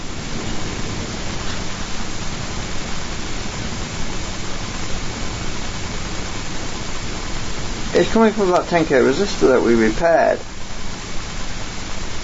but it's not been pulled on, it's been pulled off basically.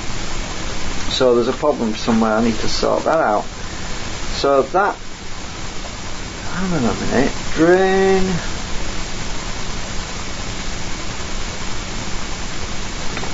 Doesn't make any sense. Drain is... Oh, it's drain. Drain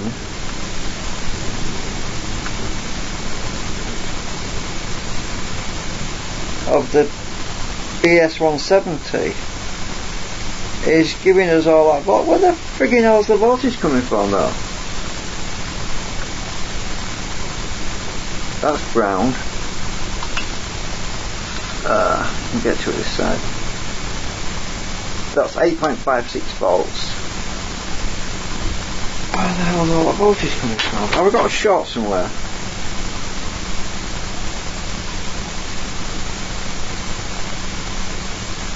We must have another short. Hang on a minute. The emitter of the PMP is to supply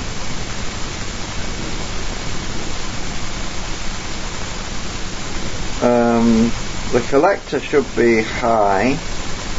So where's the collector? The collector goes to R11, and we've got 0.38 volts. Doesn't make sense. The emitter of the BC212 is high, which is to positive, which is to the supply line, which is high. The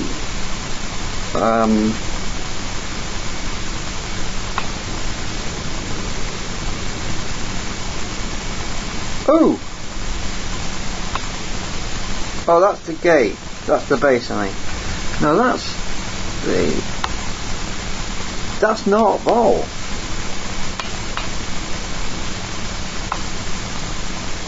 It's not providing. Yeah, this is a BC212L, so the base is on the left side. So there's no output on it. We have a lot of voltage. The LED lights up when I just touched the base on volts. Never mind blooming. I'm just on volts. I'm not on anything else. I'm not on current.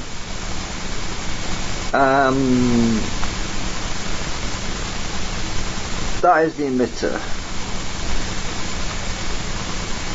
That's the collector. Oh, that's the base. That's the collector. The collector's not. Right, unless I put something on the base, and then the blue LED comes on.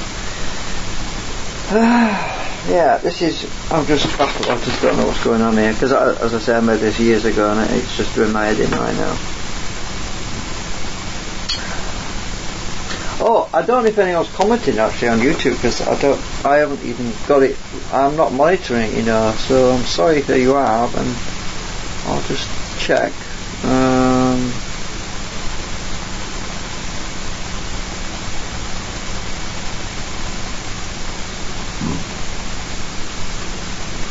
I'm probably going to go to bed soon anyway. I've been up for 20 hours.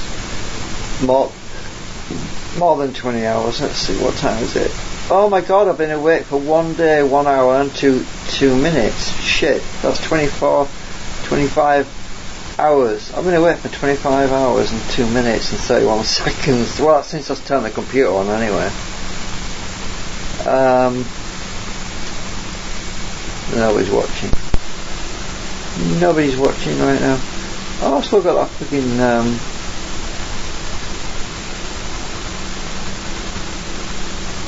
oh no, that's not on there.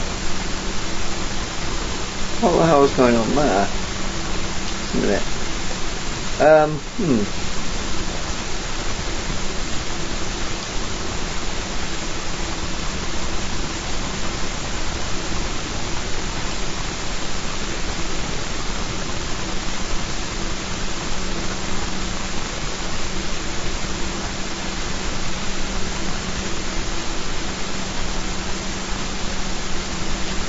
I'll have to go and check the chat on the other previous stream, because I wasn't monitoring it at the time, and the graph said that there was some comments on there and I didn't notice. I'll have to go back and check that.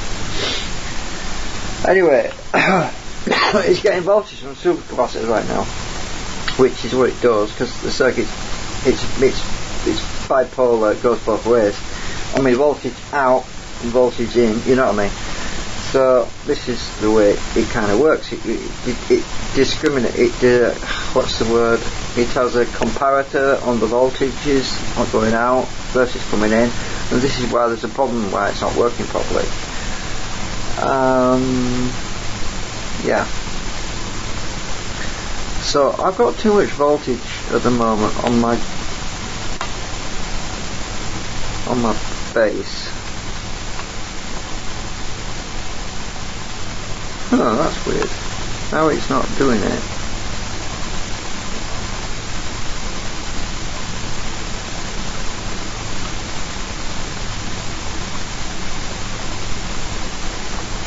Huh? Have I gone and fried something again?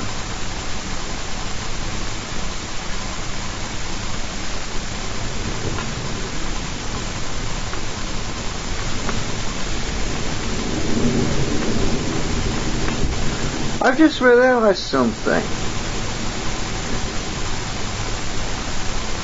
You know when I fixed that track on the circuit board earlier? It's not connected again.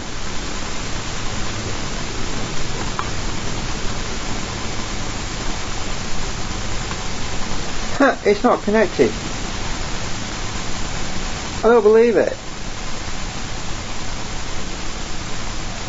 I'm touching the base and the blue LED comes on when I move this probe over here to the ground.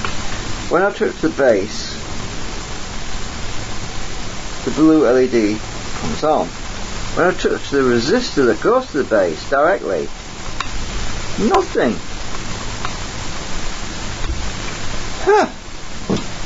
I've got a funny feeling that I'm going to melt it or something. Oops. Have I going to fry that track? Has that track going to melt it on me? Or is it not connecting anymore? Or did I even solder it properly? The flipping leg's not soldered, is it? What's wrong with me? I'm bending the leg over because that frigging leg is not connected. All this fighting about. I don't believe it, I'm cursed. Well, let's try it again. I've bent the leg over now, it should be connected now. Nope. I don't believe it. This is crazy. I spent all that trouble putting that copper track to replace the copper track, and the leg is not soldered.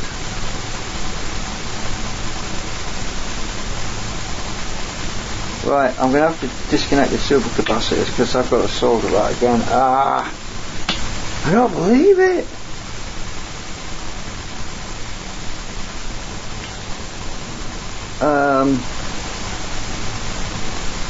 I'm going to have to discharge the damn thing. Just move this battery out of the way. I don't believe it. It's incredible. I'm obviously tired. So alright, put this coil on here. Let's get this discharged.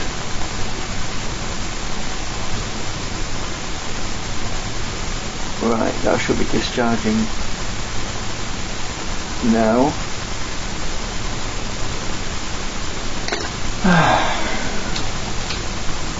I can't believe this. Right, voltage. Should be dropping.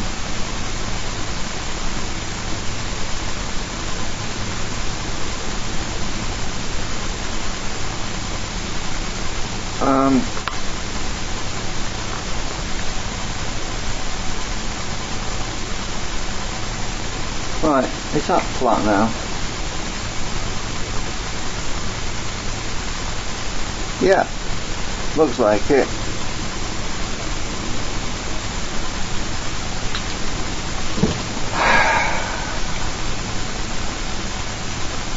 How can these things happen to me? I've never had this kind of bad luck before.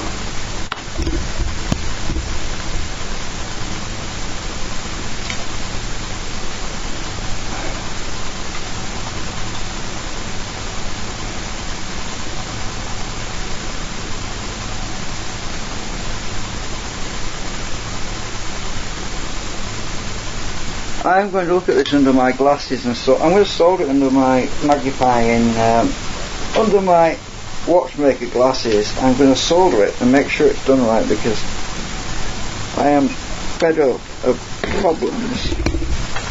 It might have been triggered all the time, but I maybe just didn't know. Right.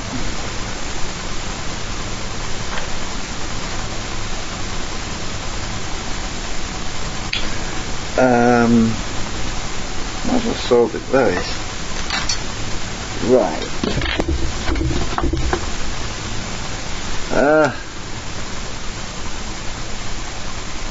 Right, let's look at this under the glass. Oh my god! How could I miss that? The leg isn't the leg isn't soldered. I thought I'd soldered it.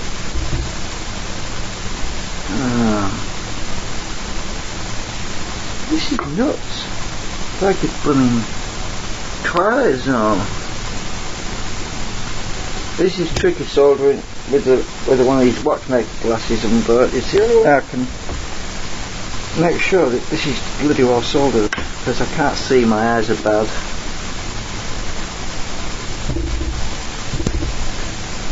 Right.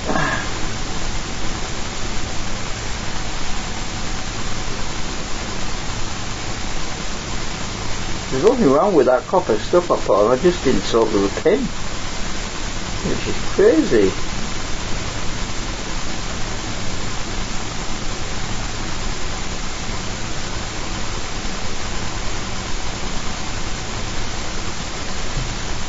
Maybe the copper tape would go all the way to the leg. I've got a rubber solder in the wrong place. So I've got rubber foam on here.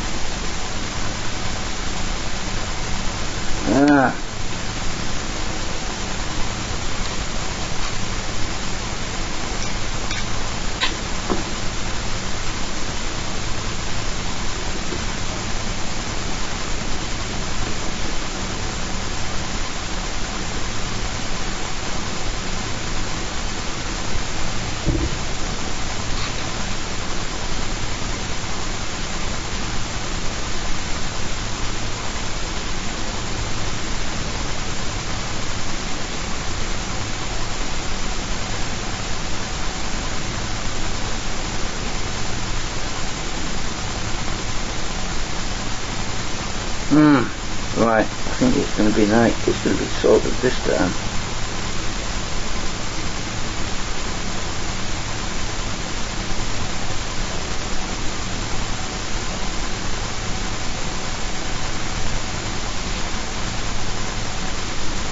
I thought the MOSFET was damaged.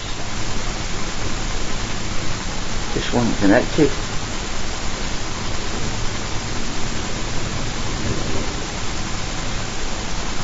It is now.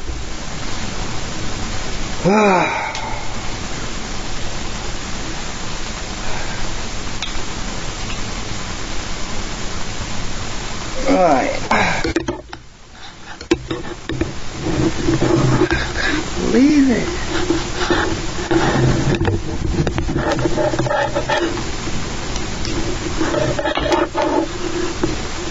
Well, I am officially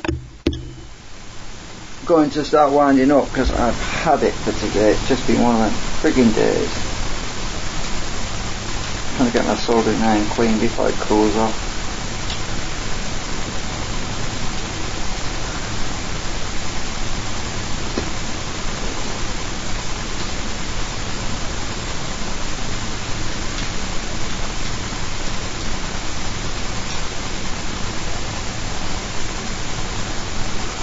There. Right.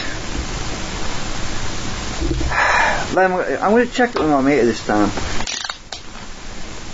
I'm going to make absolutely sure that this damn thing is connected. That's why it was floating so high, because... Right, where are we? Turn the meter on, otherwise it won't beep. Right, base. Right, now we're connected. Definitely connected. But why was the freaking voltage so high?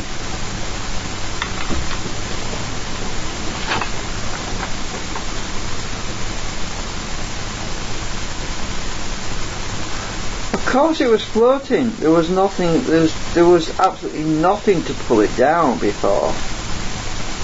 But now there is. So what I actually need is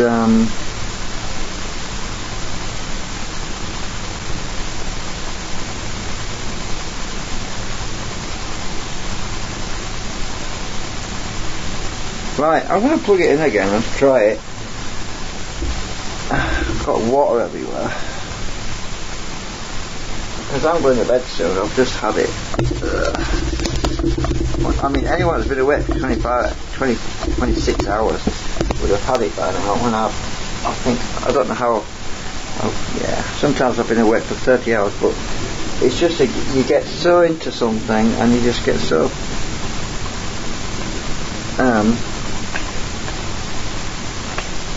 you know, sometimes you can't do anything because your knees hurt or your back aches or something goes wrong and you can't do anything. And then other days when you feel like you can get things done, you try to get them done, you just seem to go on forever. You know, that's what it's like sometimes for me. Right, so connect my leads. I'm going to be connecting to the trigger output. It'll be on volts, because the LED should come on at some point this time. What do you think? It probably triggered, I just didn't know it. Right, I'm going to connect this, take the coil off the supercapacitors. Connect the supercapacitors.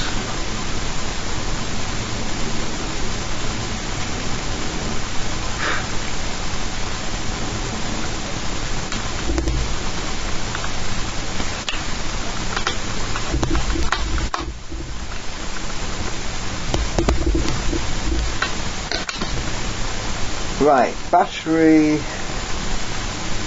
We'll use the good batteries.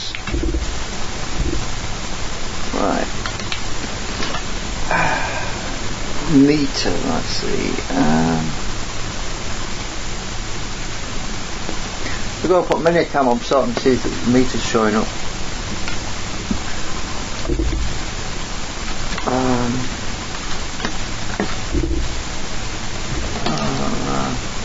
Probably better there actually. Actually, I'll get my other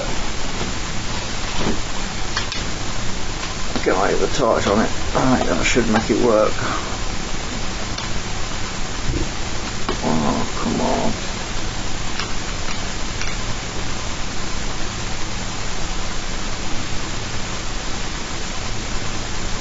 I'll pop this up on something.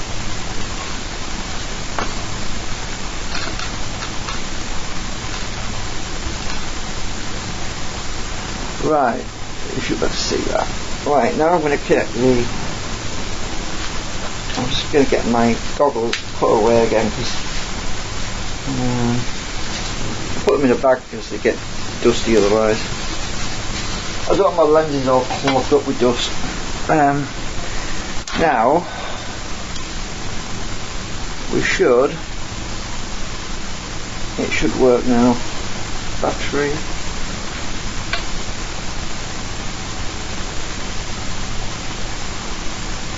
Ooh.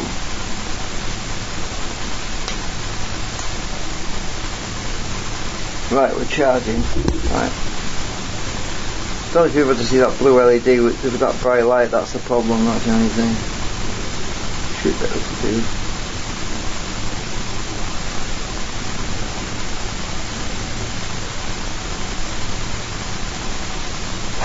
Oop!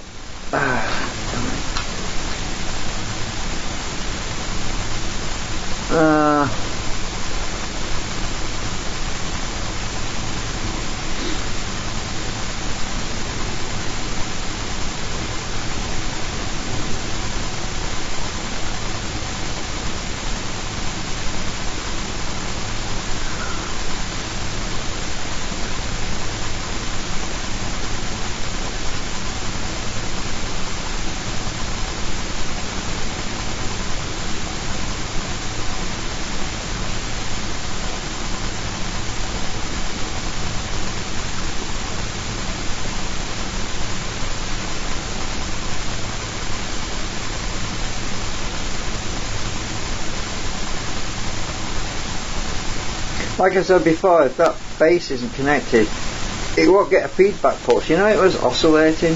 It might have been sending pulses for that transistor that it never got the pulses, so it couldn't latch. And that was when it was tripping. It was trying to trip, but it couldn't latch because none of the circuitry was connected. Well, it is now. God. Crazy.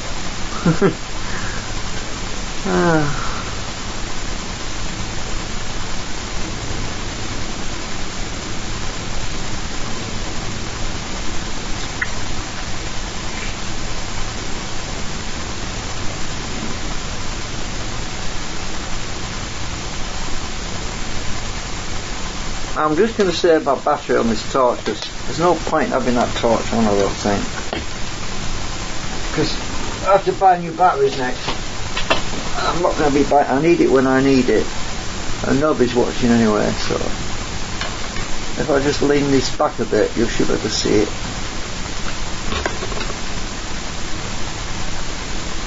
There. That'll work.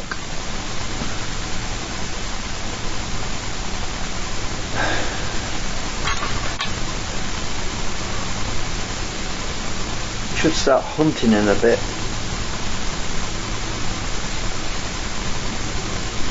when that gets charged up. I don't think the LEDs are connected again.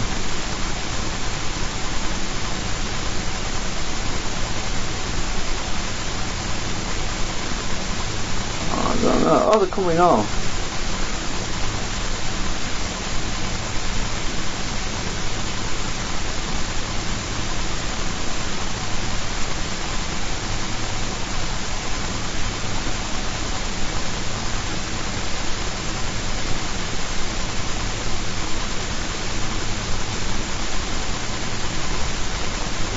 Well,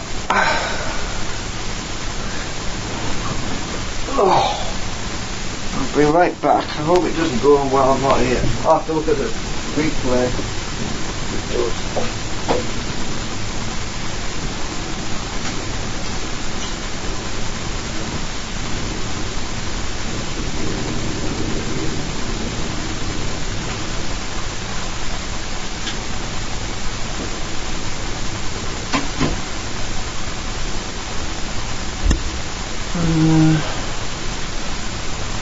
Yeah, it's starting to go down now, which is what we want.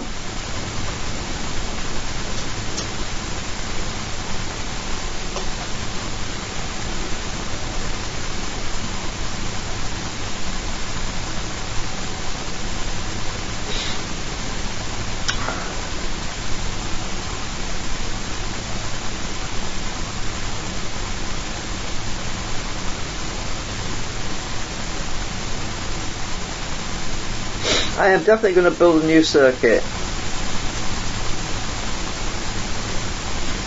I'm going to build it, well, when I get the other circuit board built that's on the breadboard at the moment, when I get that put onto a PCB, I am going to sort a new trigger board out. I'm going to use timers instead, 2 timers. There won't be capacitor coupled, it'll be comparator mode.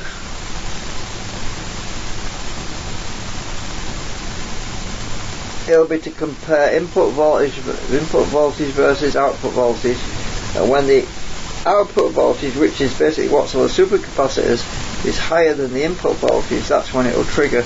That's what I wanted in the first place, but the damn thing was acting up and had all these problems with broken tracks and all sorts of things.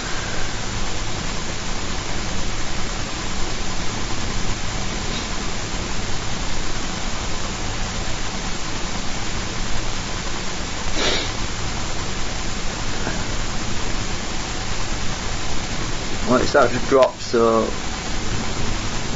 it should start hunting, and that should be when the blue LED fires.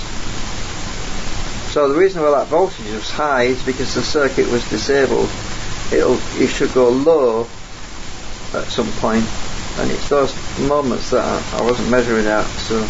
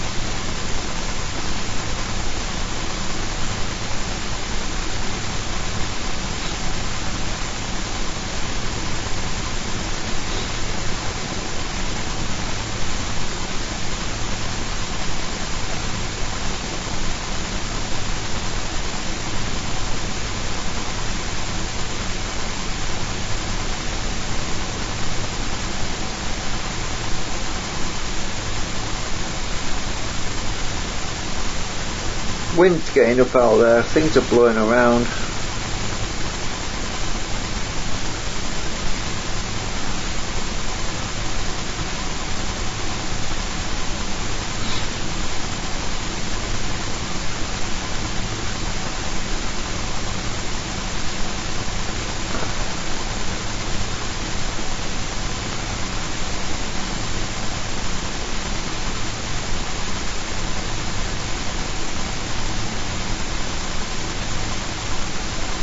Tin cans and things.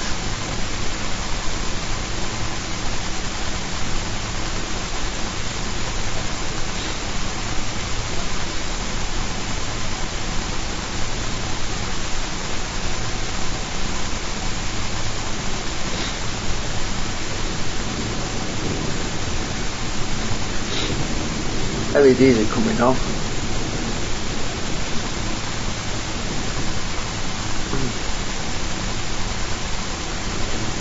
Probably can't see them too well.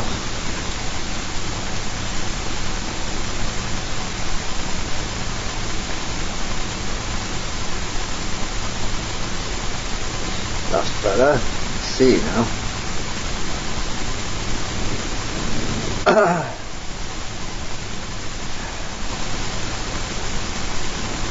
don't know if I've got them all connected though. Oh, that one wasn't. That one wasn't.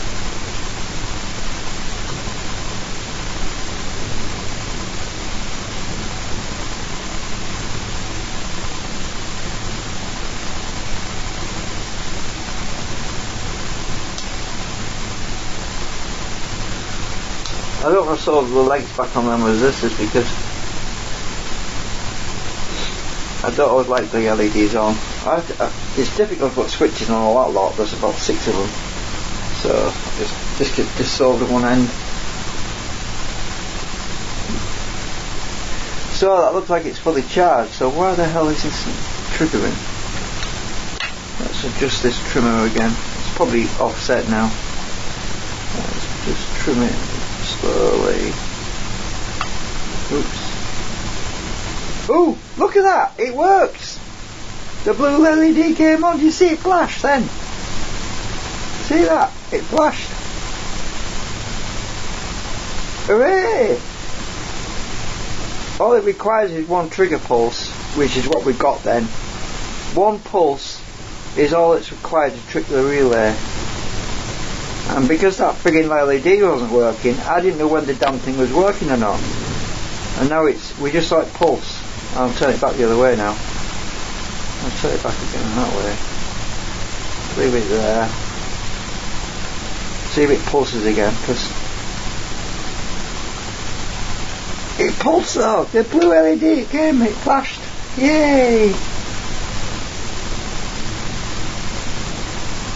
That means it's working. The board is working because these are all charged up. So these LEDs, if I disconnect them again, well, I'll leave them on anyway for now. Because they're only using like 10 milliamps each one. They don't really use a lot. Now I should adjust that so I can see that this starts hunting.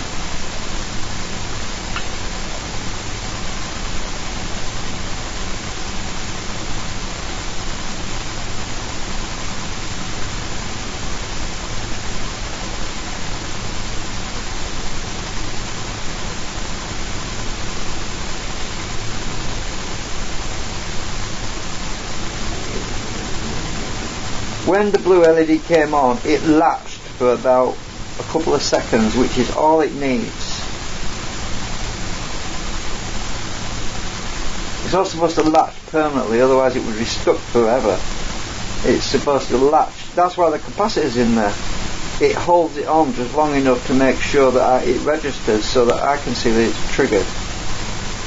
I'm starting to remember things now about it, which is, oh God, years ago when I built it. 2005 was it? I can't remember. Yeah, I think it was 2005.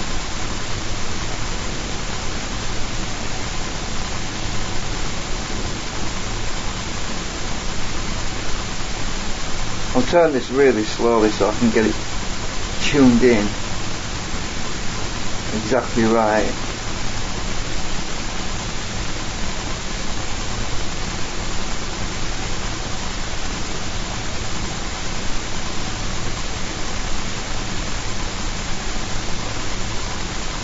It's supposed to trip when there's virtually no load on the output.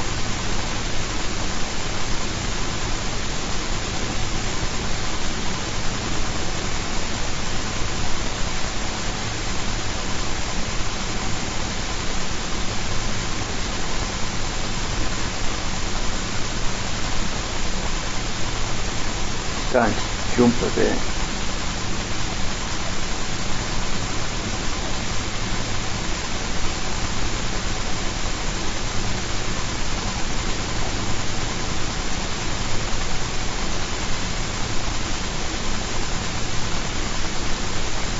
I think I've gone too far.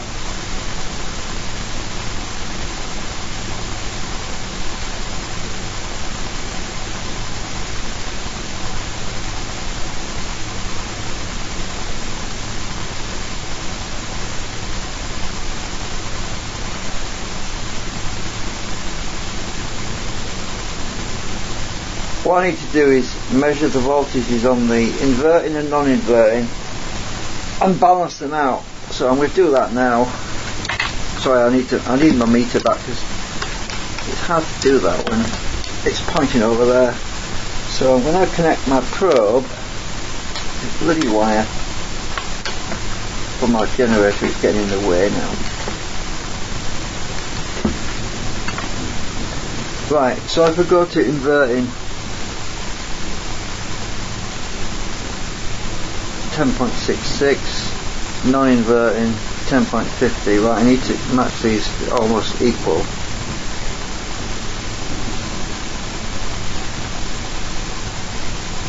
Wrong way.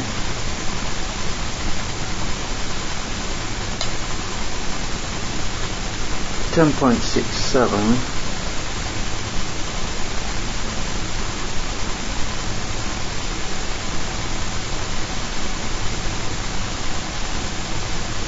$10.65, 10.50,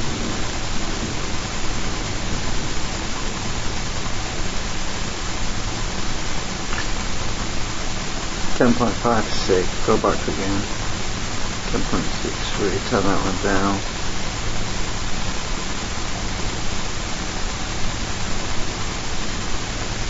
10.60, 10.57.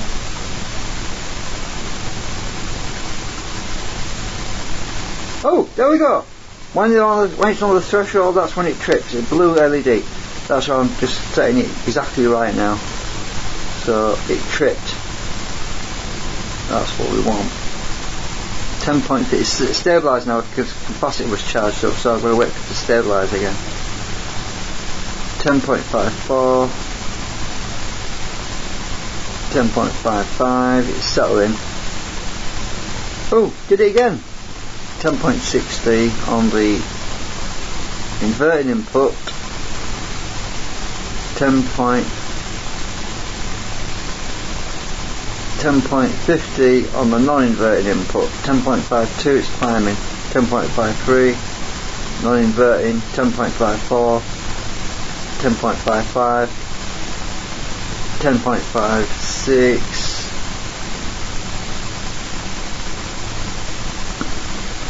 10.57,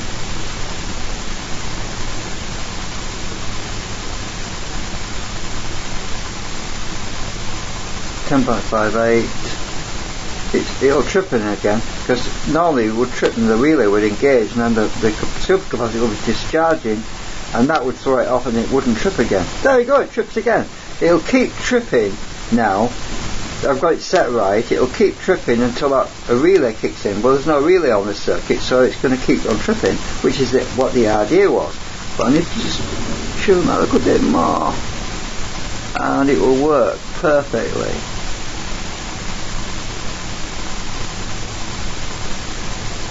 Exactly the way I designed it originally.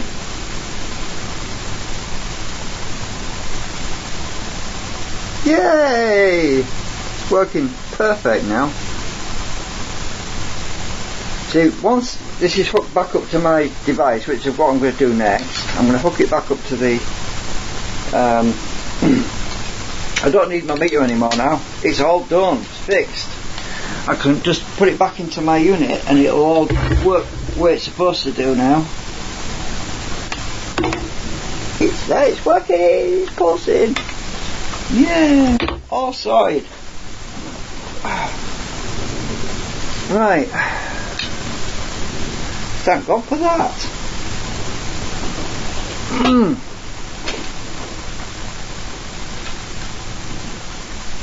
See, if there's a load, it won't trip. And as long as there's a load, it means it's charging something. And if it's charging something, it thinks, well, I don't need to dump the power of the supercapacitors into the battery because of solar power. Which, if there's solar power, which is the idea, then it's going to use the power from the solar power to charge the battery. But if the sun goes behind a cloud, right, it's not getting any power anymore, so it will use the stored energy in the supercapacitors to boost charge the battery, so that the battery, because this great big battery I've got, this 147 amp hour, doesn't like to be trickle charged because they're lithium ion. They don't like to be trickle charged. They like to have a nice current, and there's about 157 cells in there. So I can imagine what it would be like trying to charge 157 cells with 10 milliamps. You're probably going to lose that. It's not even going to tickle it. It's not going to make much difference to it. So anyway, it's working now. It's doing exactly what it's supposed to do. So what I'm going to do is I'm going to put a blob of nail varnish on there so that I don't go and move the damn preset, because I know it's right.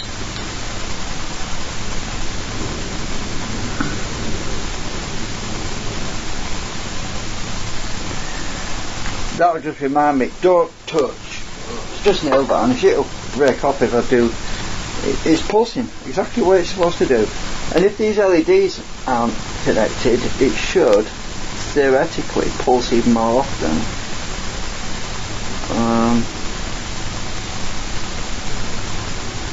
Right, I've disconnected all the LEDs. We'll see if it still works. It should still work. probably more often, I don't know, maybe not, because it's still working anyway, so it's doing the job. But if there's a load on it, if I discharge it, if I put a big load on the supercapacitor now and I discharge them, it should stop doing that. It should no longer pulse.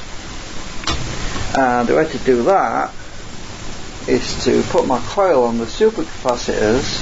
You see, it's pulsing more often now, look. So let's put the load on for a bit and discharge them a bit. Right.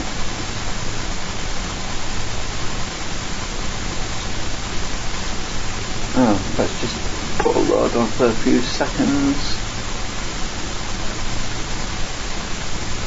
Right, I'm discharging the supercapacitors.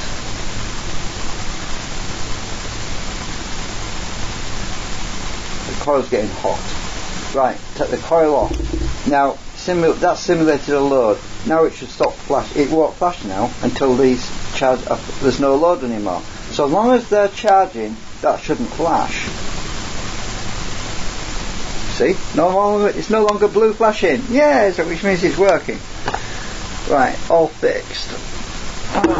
Thank God for that. Sorry, I keep repeating myself. So anyway, once that gets charged up, it'll start flashing again.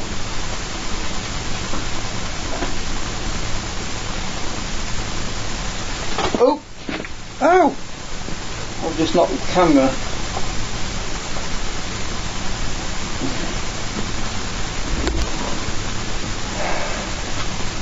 So it's been a long gap now since it blinked.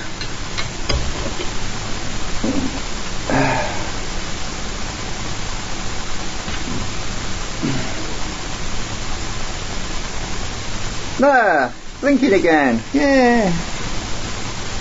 Right. So it's obviously recharged them because these lithium ions, they do push out quite a bit of current. So anyway, I'm going to put this back in my unit, back in the thing. Let's just disconnect the battery. Oh, look at that! That's what you expect. It would do. It's using the power from the supercapacitors now because it knows there's no longer voltage coming in from the sun, so it will keep trying to discharge the supercapacitors, even though there's no battery connected to it, until it runs flat, basically.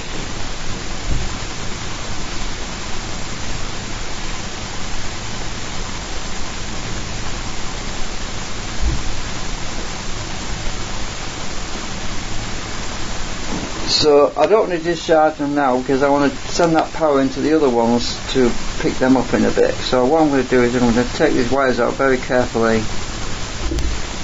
Oh, look, it came on again. Yeah. Not for long because I'm going to disconnect it.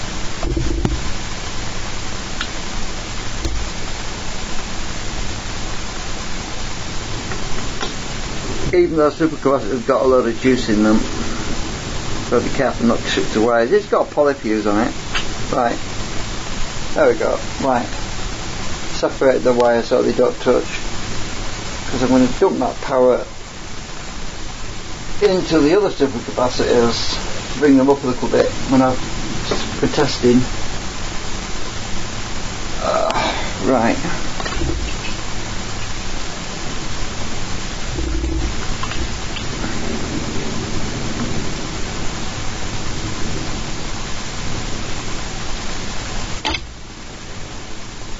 This will come out.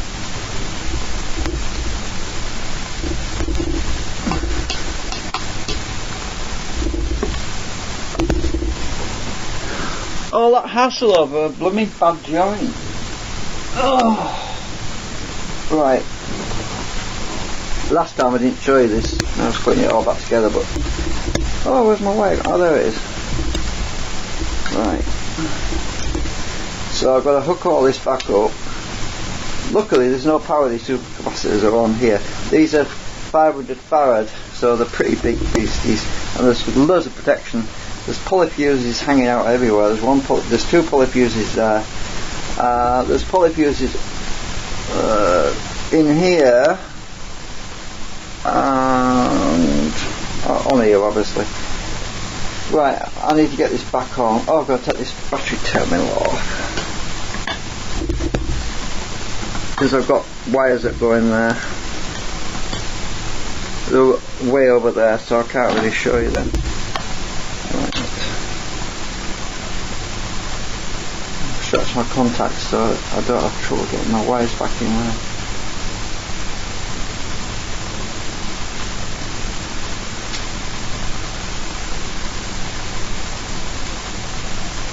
I am so happy it works. Right, so I'm going to put this is the trigger, so that's going to go in there. This goes to this relay board.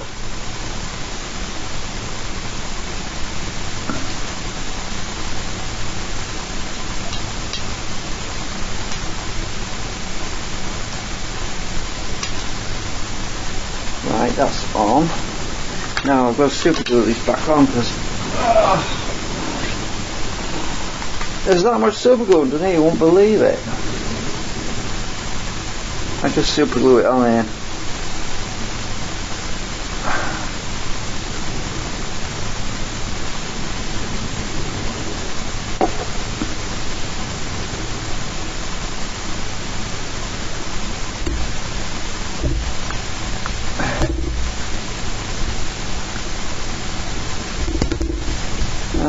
Getting it on my fingers.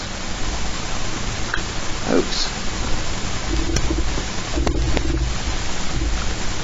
Right.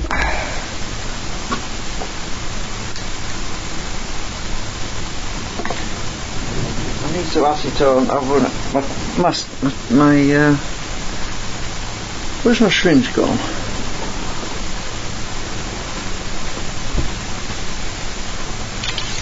It's empty again. Look how much stuff I need to bring that super glue tube up.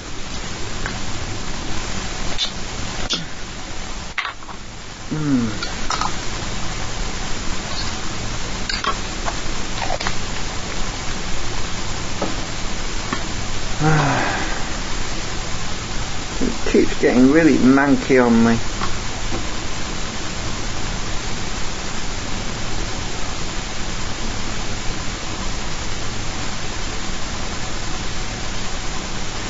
Probably need to lift the camera a bit.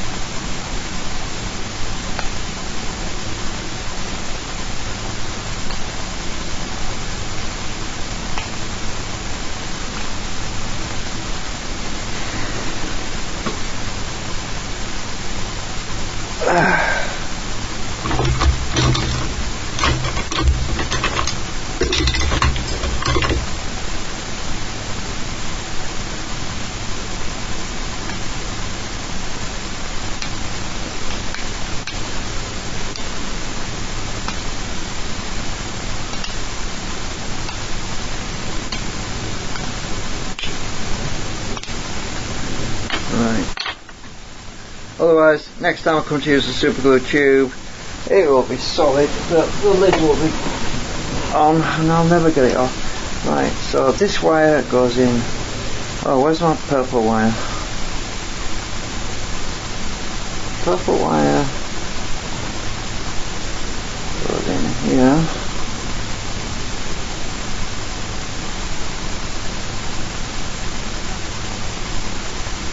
I didn't stretch up.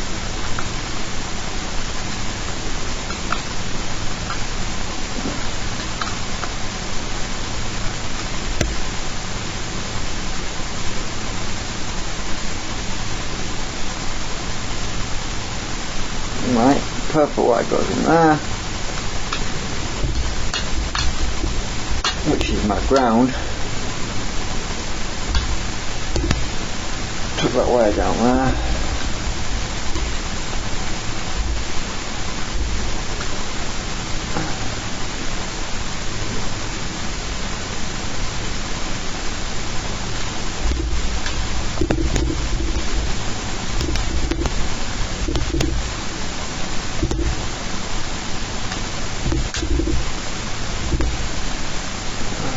Yellow wire right next to the BC212L, which is the one that was giving us all these problems. I wonder if that's why it got broken, because of my forcing this wire down here. It might have been. I don't see how though, because where's the tweezers gone?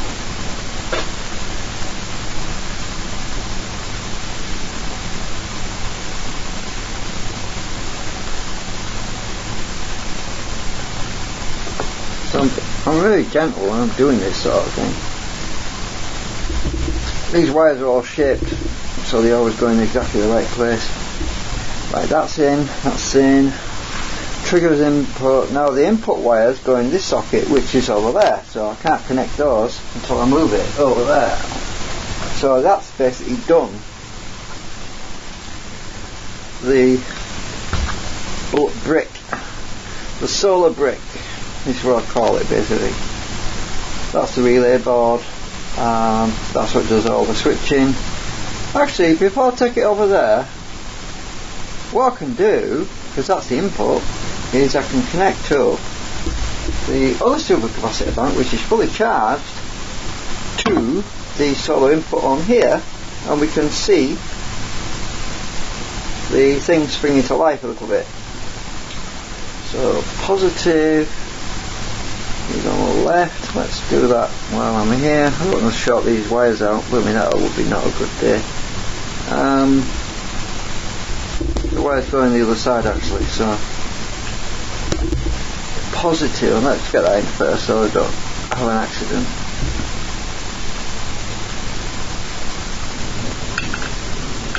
It won't matter if ground touches something, because it'll probably just not do anything. It's, I don't want the positive power going. If I connect ground first and then positive touches something, a sensitive component, I could destroy it, so I don't want to do that. God, bloody hell, get in.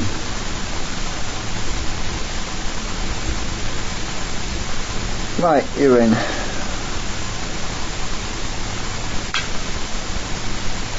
Right, positives in. Now it should, these LEDs, these lights on this meter should start to come on.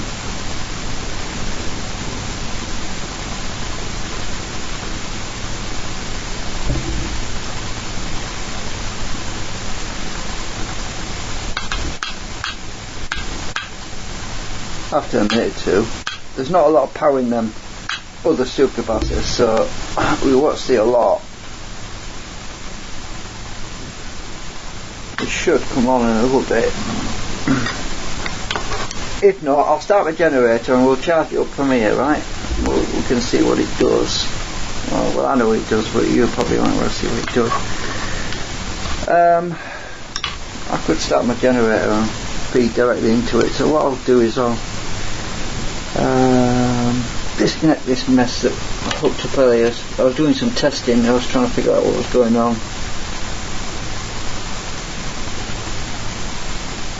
Get that.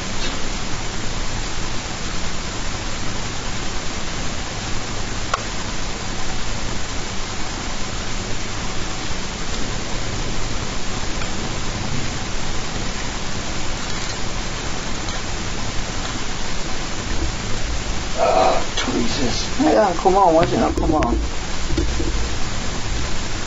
Damn supergrass, it must be completely flat.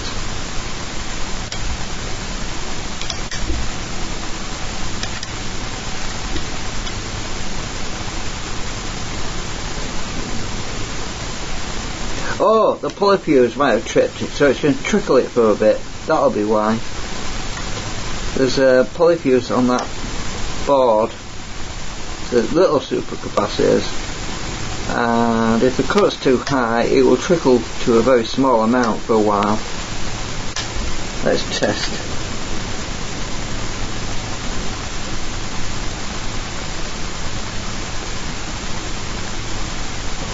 Cold, so it's not tripped. Come on, can't get that damn wire off.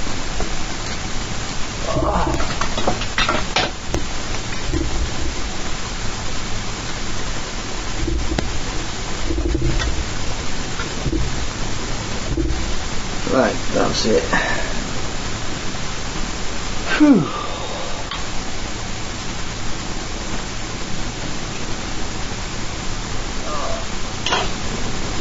Right.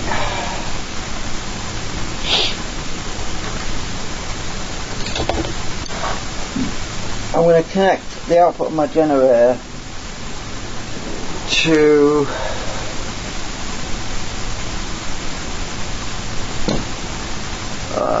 let's see,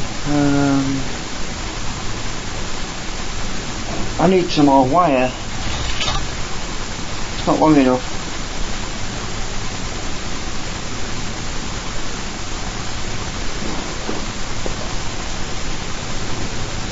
Have I got this right?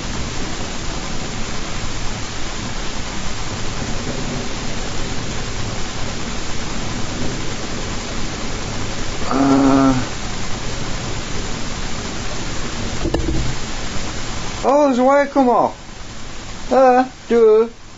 Wire come off. That's typical. Right, now it should. There we go.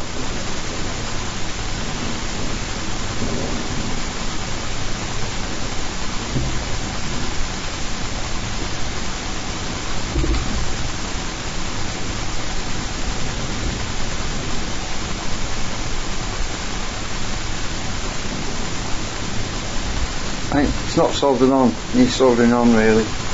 Hang on, I'm going to have to solder the damn wire on now.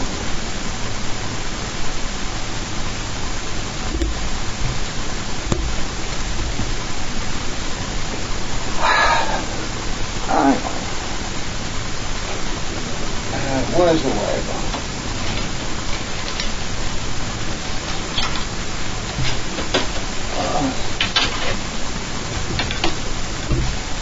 Wrong one. Where is it?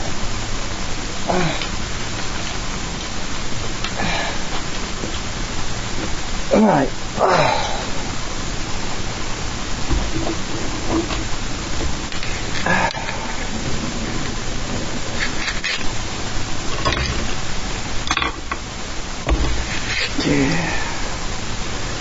So the global elites are tired of humanity. They want to get rid of us all. Oh well.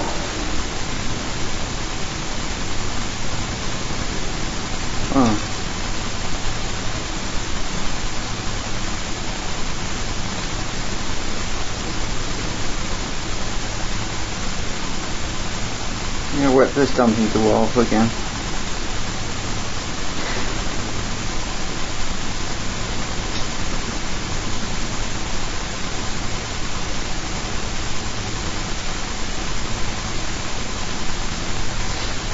It was the blue LED was flickering because the poly fuse was tripping and it wasn't getting enough current.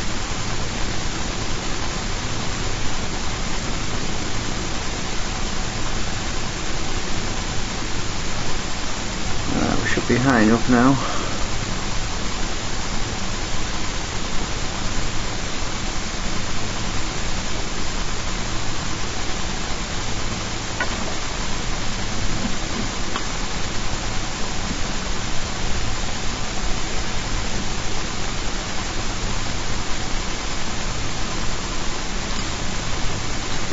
Moving that resistor out of the way. I don't want to solder that resistor back on because of that LED.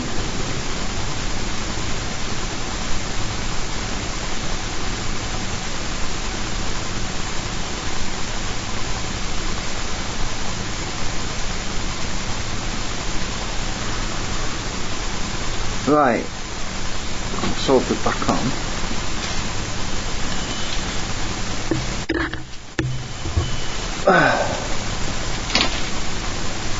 Right, these LEDs should come on.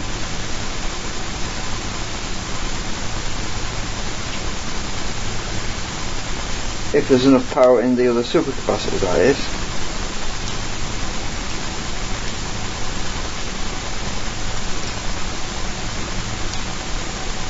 Oh, there we go, they're coming on.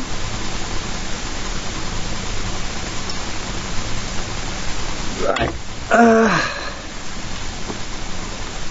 Probably need to get my generator going. That blue LED will stay lit until there's enough juice to activate the circuit. At the moment, this circuit, this supercapacitor's on here, they're like 3 volts, so The blue LED tells me the power is in the circuit and it should go out. There we go. 3.2, 510 milliamps is currently going into the supercapacitors on here. 520. The polyfuse is regulating it at the moment, so it's limited to about half an amp. Right, this is the thing that's normally up on top of the speaker that you can't really see. Anyway, I'm going to hook my generator up to it, and so we're going to start charging it manually for a little bit. Because I want to test it while it's down here.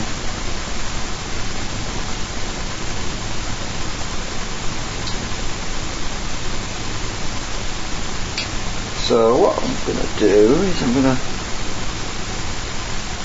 have to solder more wires. Oh, no I don't. That's out, so just make sure them wires don't touch anything. Notice something, look, these wires have got no wire sticking out the end. It's because I crimped them. The screw goes straight through the plastic, straight to the wire. That way nothing can touch or short out. That's why I did it, so that there's little holes in the wire, and I always put the wires in exactly the same place so that the screw goes through the plastic and the wire's embedded in deep down, so it can't short out accidentally when you touch them together, which is important when you're dealing with supercapacitors. Oh, it's only gone down to 30 milliamps now, so I'm going to have to start charging this up with my generator. So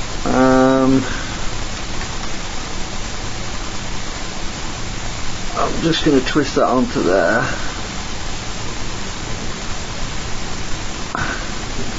And that one onto there. I'm going to turn my generator on in a minute as well.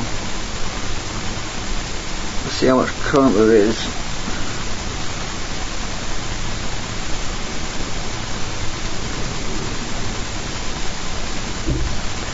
Right, I've got that connected. Do I really want to solder these up? No, I'm just going to take these supercapacitors out. I'm going to stick the wires in the same hole as those wires and tighten the screw down.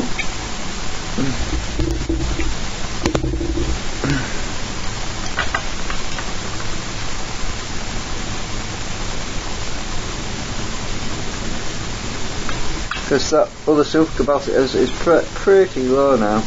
Well, 100 milliamps or less. Right, positive.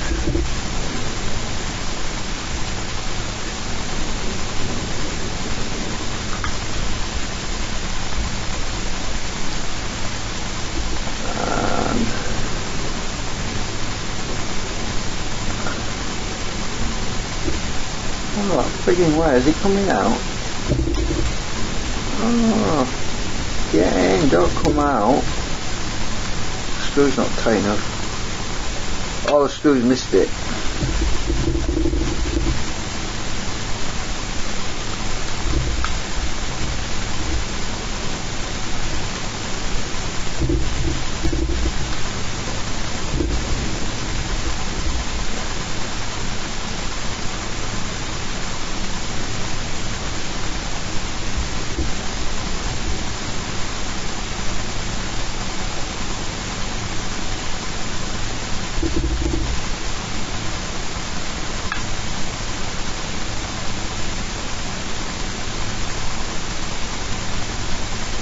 Get in the hole. Ah, it's in.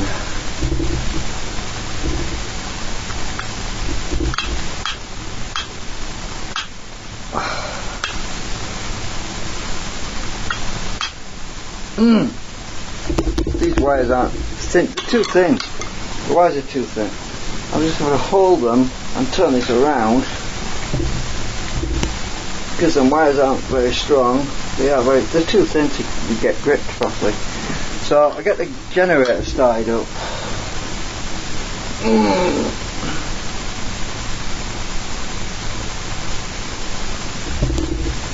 Oh, I need my batteries for the thingy. Oh, I was using flat batteries, wasn't I? So where are they? Over here. It'll be alright. Enough juice in there to run this little thing.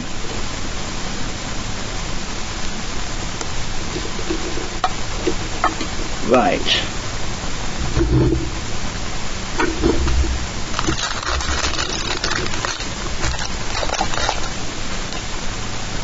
I'll check this is set right.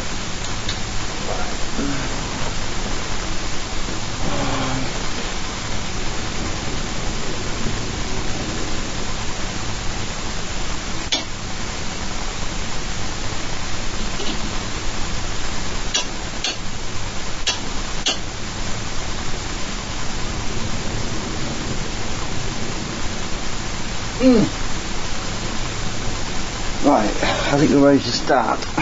Get this going. We should see about 100 milliamps or 180 or 200 milliamps or something. When it's at this low level, it should be quite a good bit.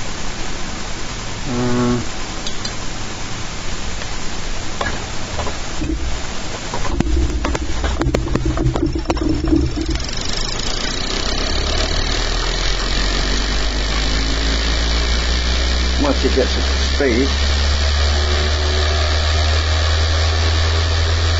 Oh, there we go. So it's charging now.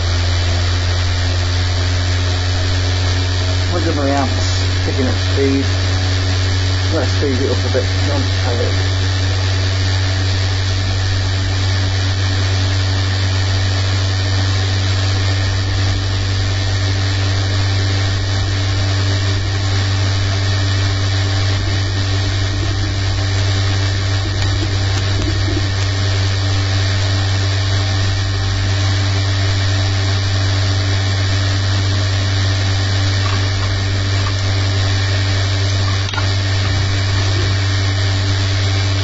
Right, that blue LED should go out at a certain point once there's a certain amount of power voltage in there, and then the blue LED will trip when the supercapacitors have got no load on them or there's no load going out, so it'll work properly now.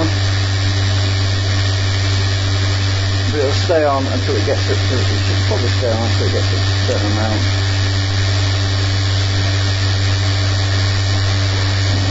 Shouldn't be on really, but it's never worked properly before for a long time, so I can't remember that.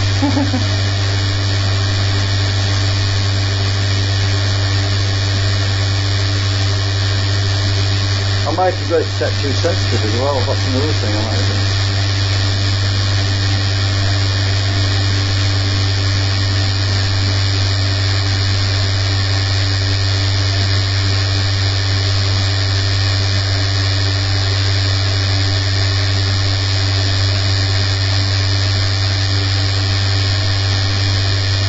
As well, there's no load on this end either, so that it's not going to work properly without a load on this end. Oh, actually it won't matter at this level, it shouldn't do anyway, because the voltage is so low, the MPPT won't kick in either. The MPPT is at the bottom, this is a separate circuit from China. That works when there's enough voltage and current to charge up the battery without actually using the supercapacitor. So that helps a little bit with the loading.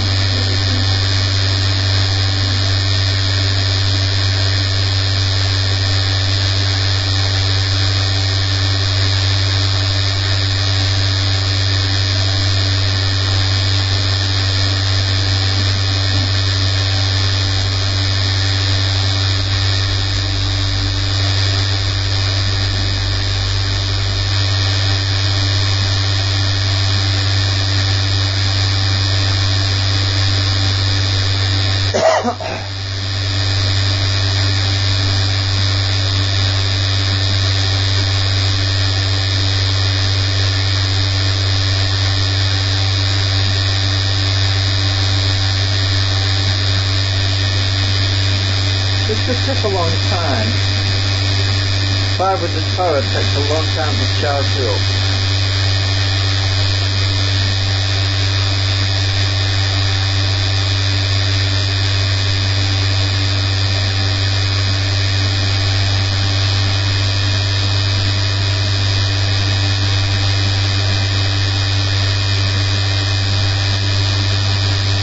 There's all my coils connected.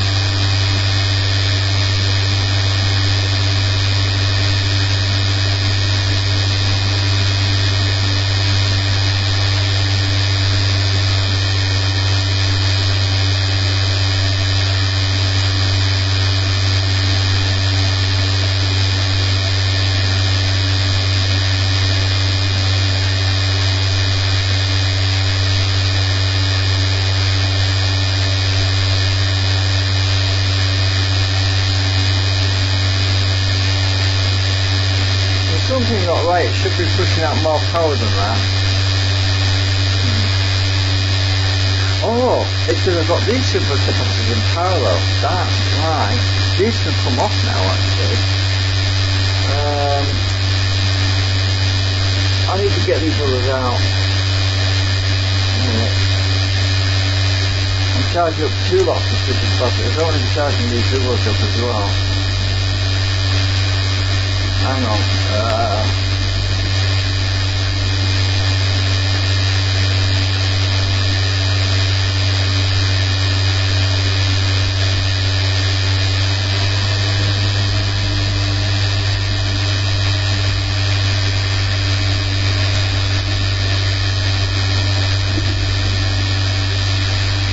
Right. That's a bit better.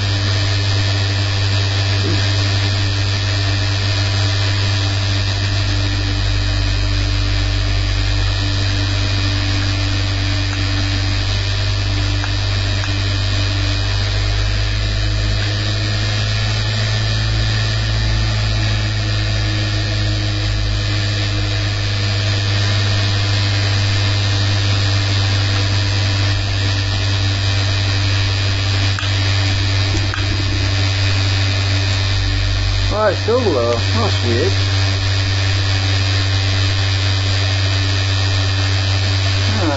I'll have to figure that out. I don't want to be charging these up as well. I'll finish using these little ones for now. So yeah, it'll pick up speed once it gets beyond a certain point.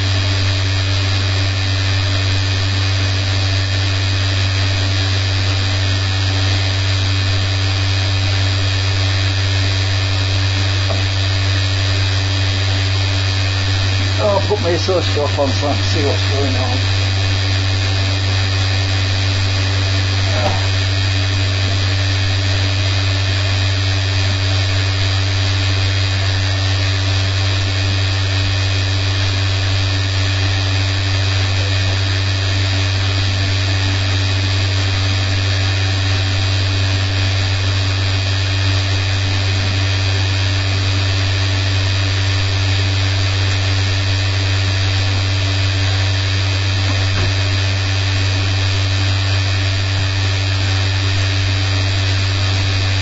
I should knock some wires off.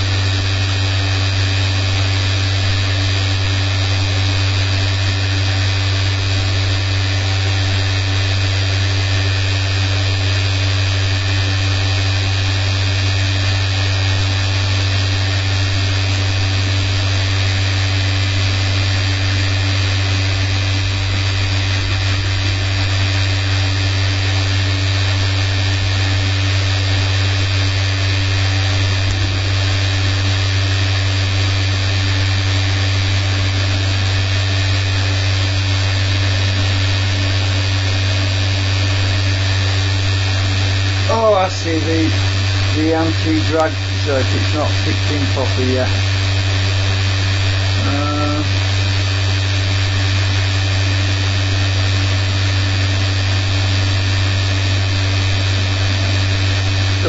There's something wrong with my pulse train anyway, it's not right. I don't know if I've knocked something. I have been knocking this thing around though.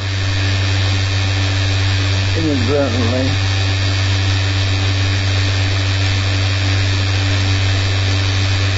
Did I knock a coil out of alignment?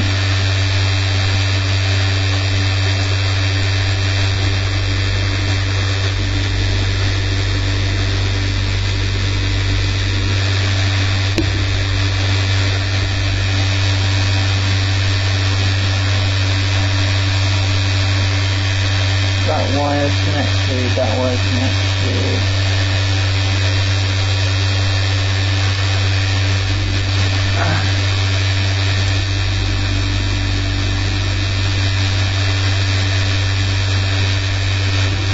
It might have something to do with the fact that the wires are a lot shorter, that could be something.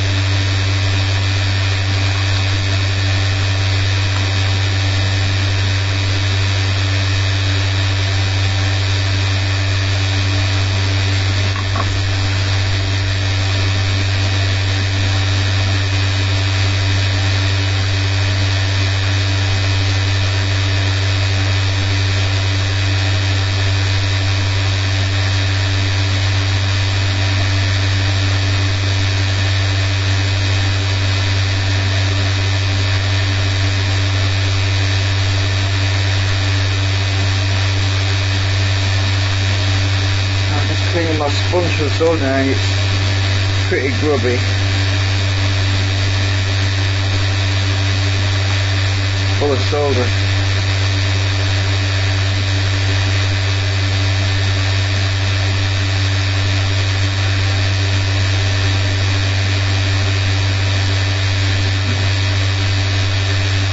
I've just wrung it out after rinsing it.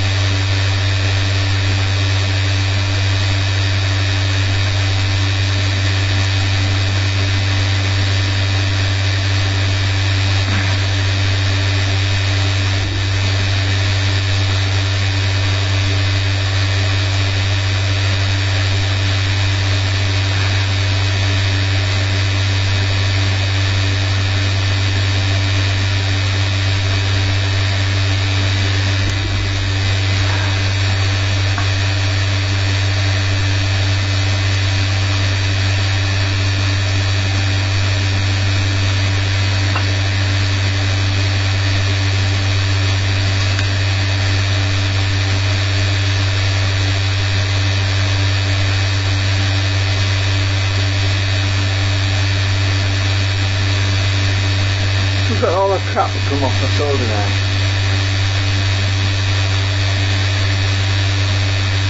If you don't clean your soldering tips, they corrode because the flux is corrosive. So I always clean them after I finish.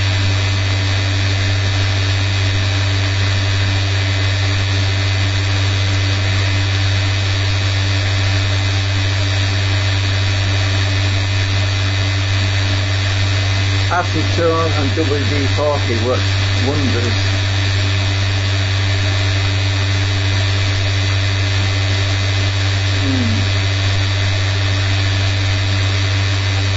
Wire wool also, I haven't got any wire wool right now though. It's good enough for now.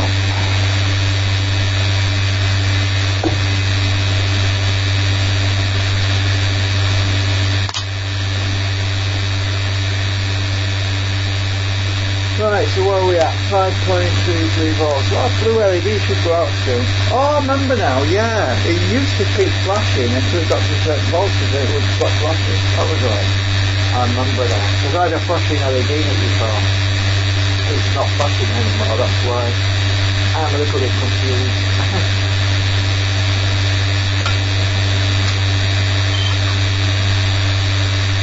Oh look, the MPPT LED's come on now. That's what it normally does.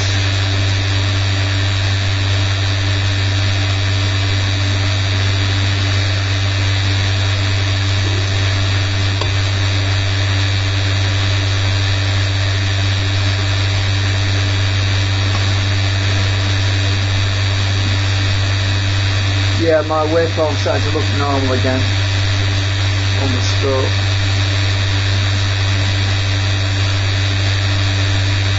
The battery's got a pretty big load on it at the moment because the wires are really short, so there's a bigger load on it. That's probably why it's behaving differently. It's only 90 milliamps, it's not that much, no. Oh, well, it's going to get better once we get them decent coils in there.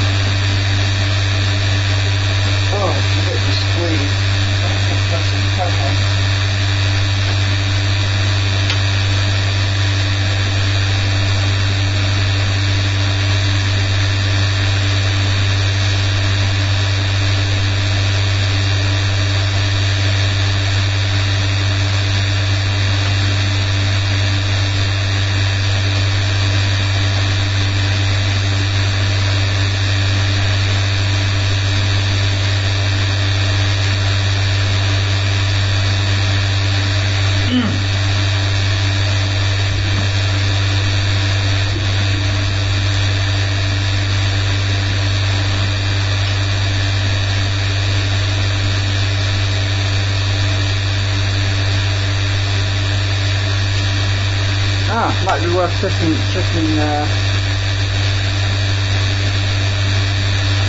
voltages on that MOSFET. I'm going to do some voltage checks while it's working here, so I might put it down here, it's easier.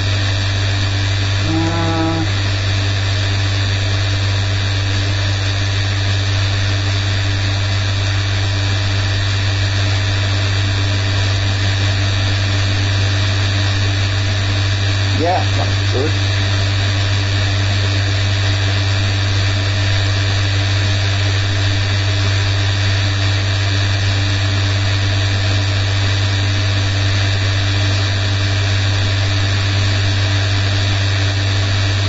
Check the transistor. And ground there. Bias on the gate base.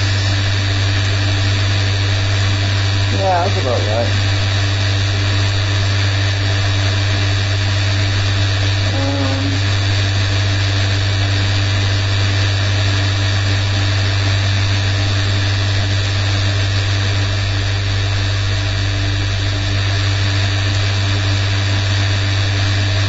Minus 0.66 on the PMP. That's perfect.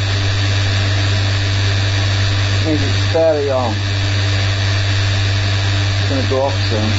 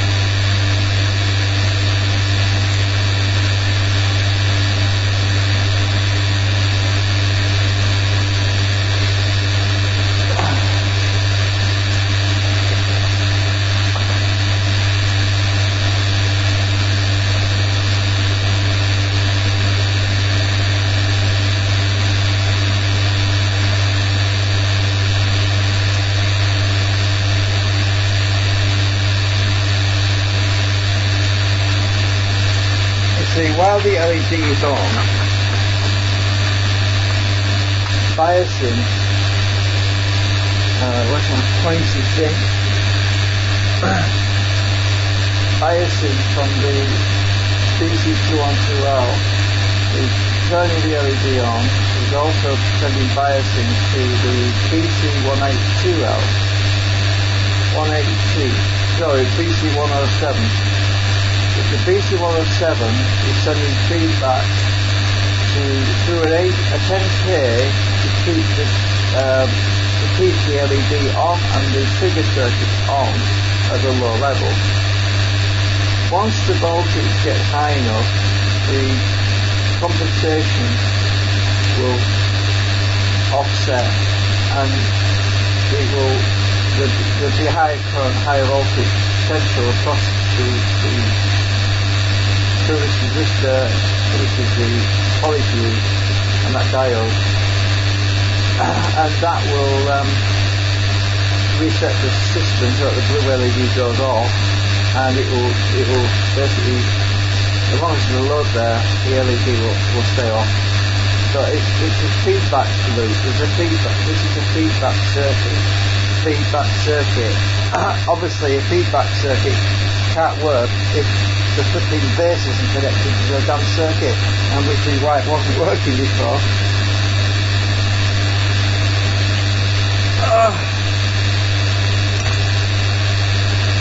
I think I'll just keep it going until the blue LED goes out, because that's the main thing. I want to make sure that it will go out. I'm pretty sure of it.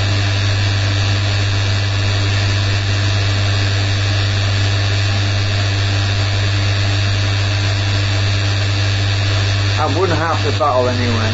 if there's a small glitch with it, it'll be easy enough to sort out now because I've got the main problem fixed.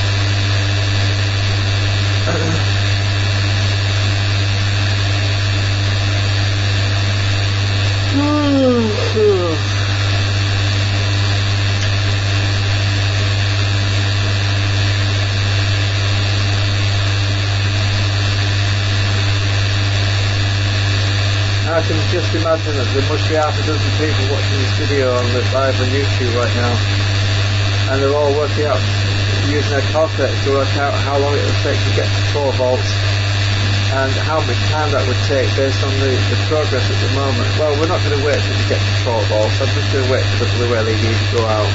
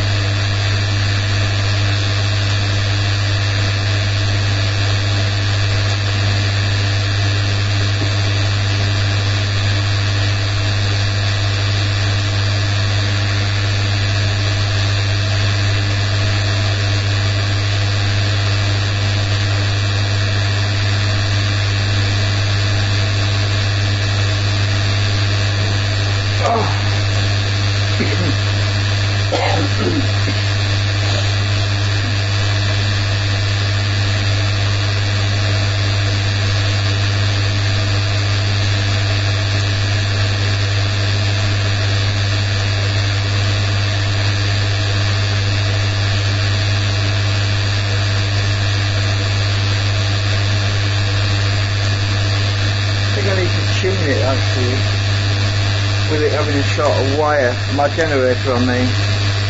Let's just see. Oops.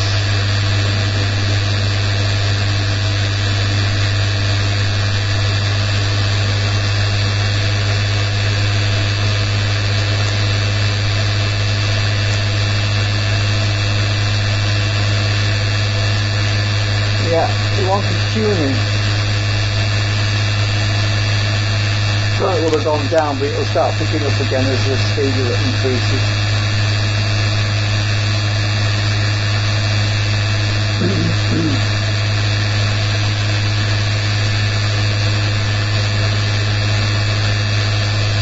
Oh, flipping me to stop switching on now.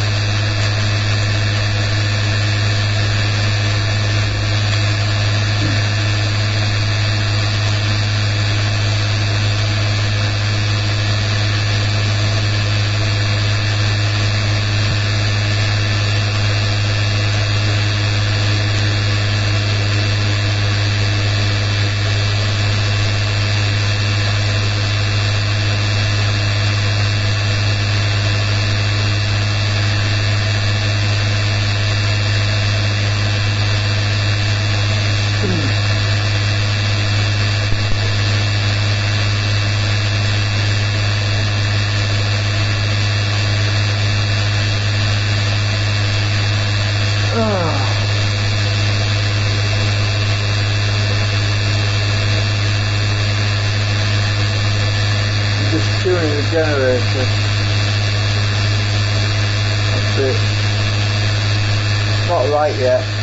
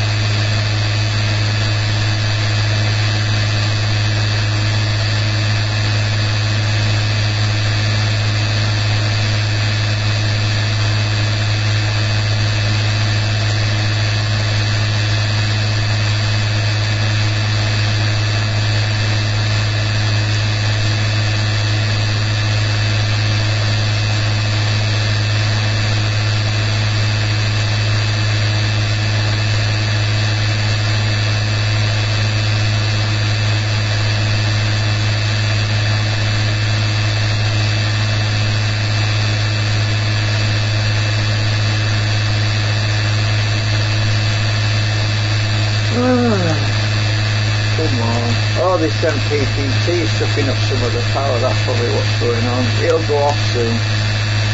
Yeah, this MPPT at the bottom, it will be drawing about 40 milliamps. That's where all my current's going.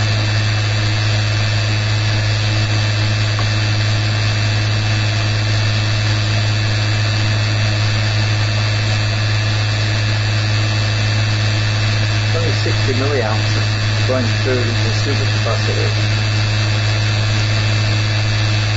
It's not a lot.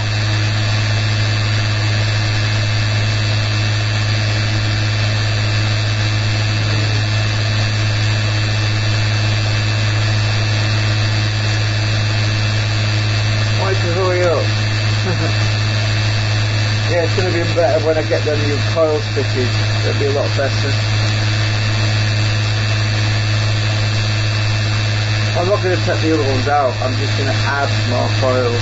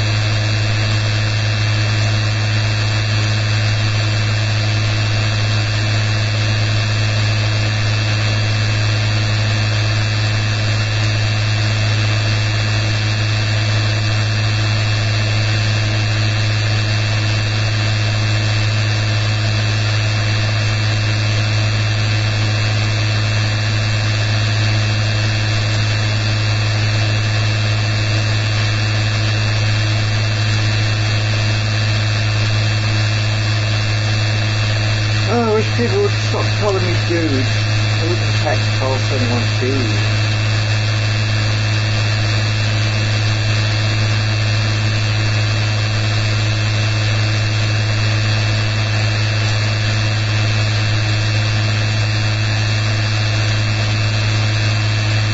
I used to run an electronics business. It's just casual stuff to me. Except for the generator, of course, so that's new stuff.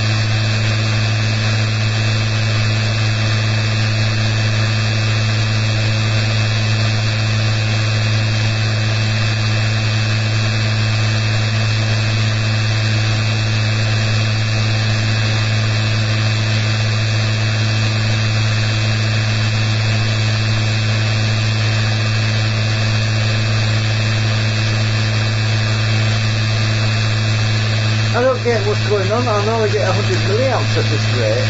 There's something not right somewhere. Oh!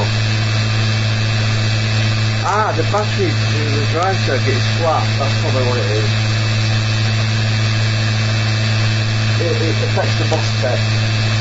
If the battery's flat, the MOSFET isn't driven properly. Could be that. That could be what it is. Let's check the voltage on it.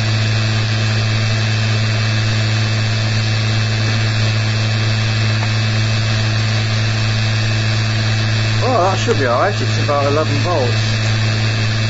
So it can't be that. What the heck? Oh, is my choke connected?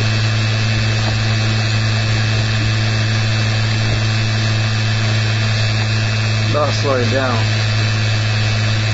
The choke is connected.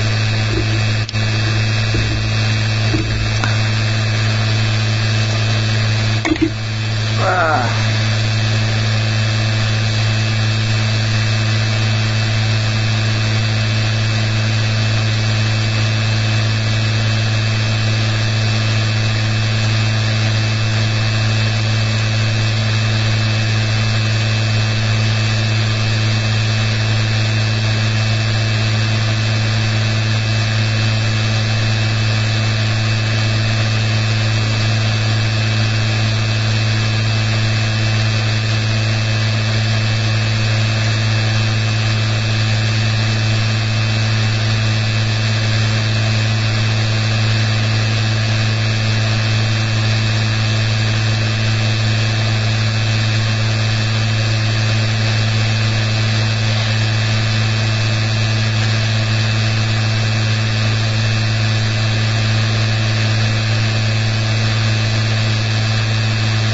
Anyway, I'm going to make them to new coil soon, so it'll have to be reconfigured again anyway.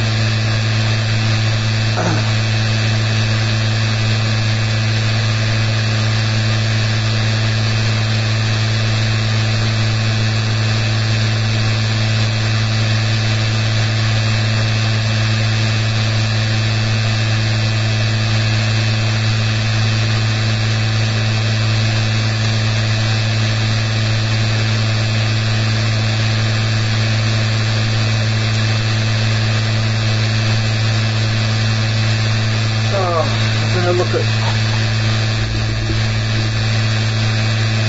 let's see what's the latest news.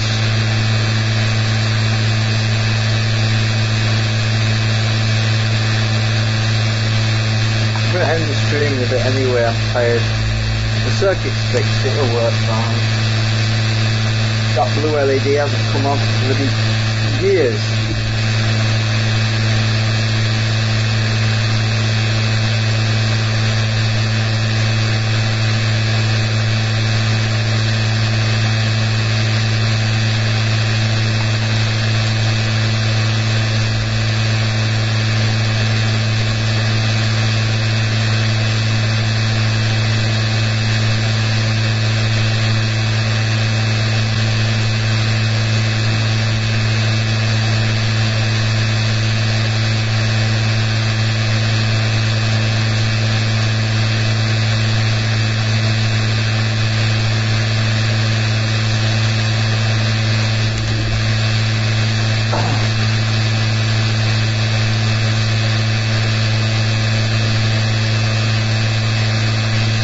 Oh, the MPC went out, but my current still hasn't gone up. It should be 100 milliamps or more. I just don't get it.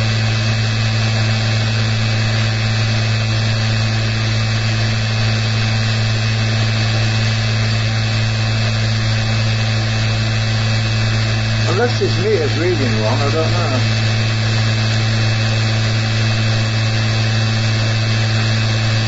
Oh, of course. Ah, the circuit's working now, isn't it? The LED, that's drawing current. The LED's drawing current. The circuit that wasn't working previously is now drawing current. That'll be what it is. It must be. That's why I'm not getting much on my amp meter.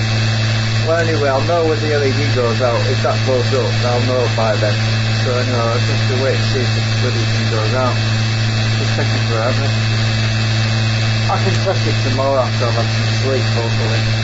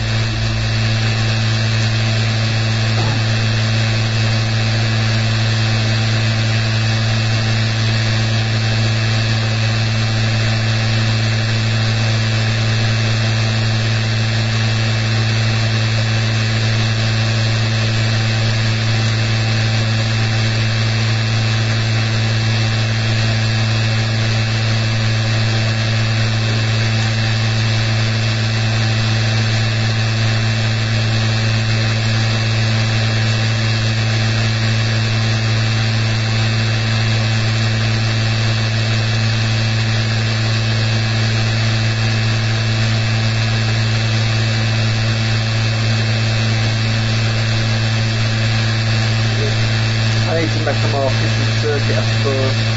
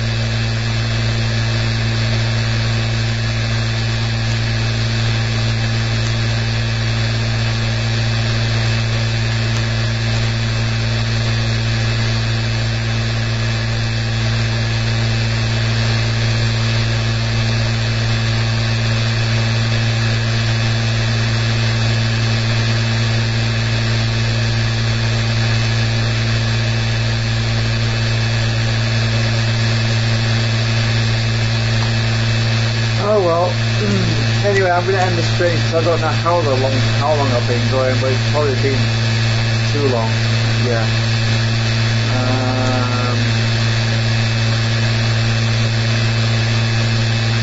So anyway, we'll do the tests during the daytime. That blue LED should go out, and then it will go into its normal cycle, unless I need to adjust it slightly and switch off. But see when it's coming now.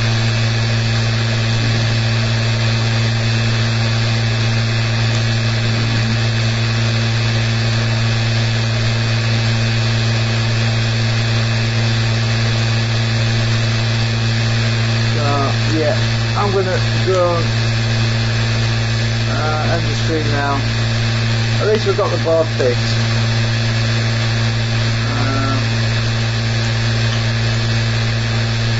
Bloody thing will probably go out until the end of the stream. That's the way life goes. I mean, all this type's making up for lost time, you see. Now, I do remember it used to be on, it got to about 12 volts. Which is about right. Look at the circuit.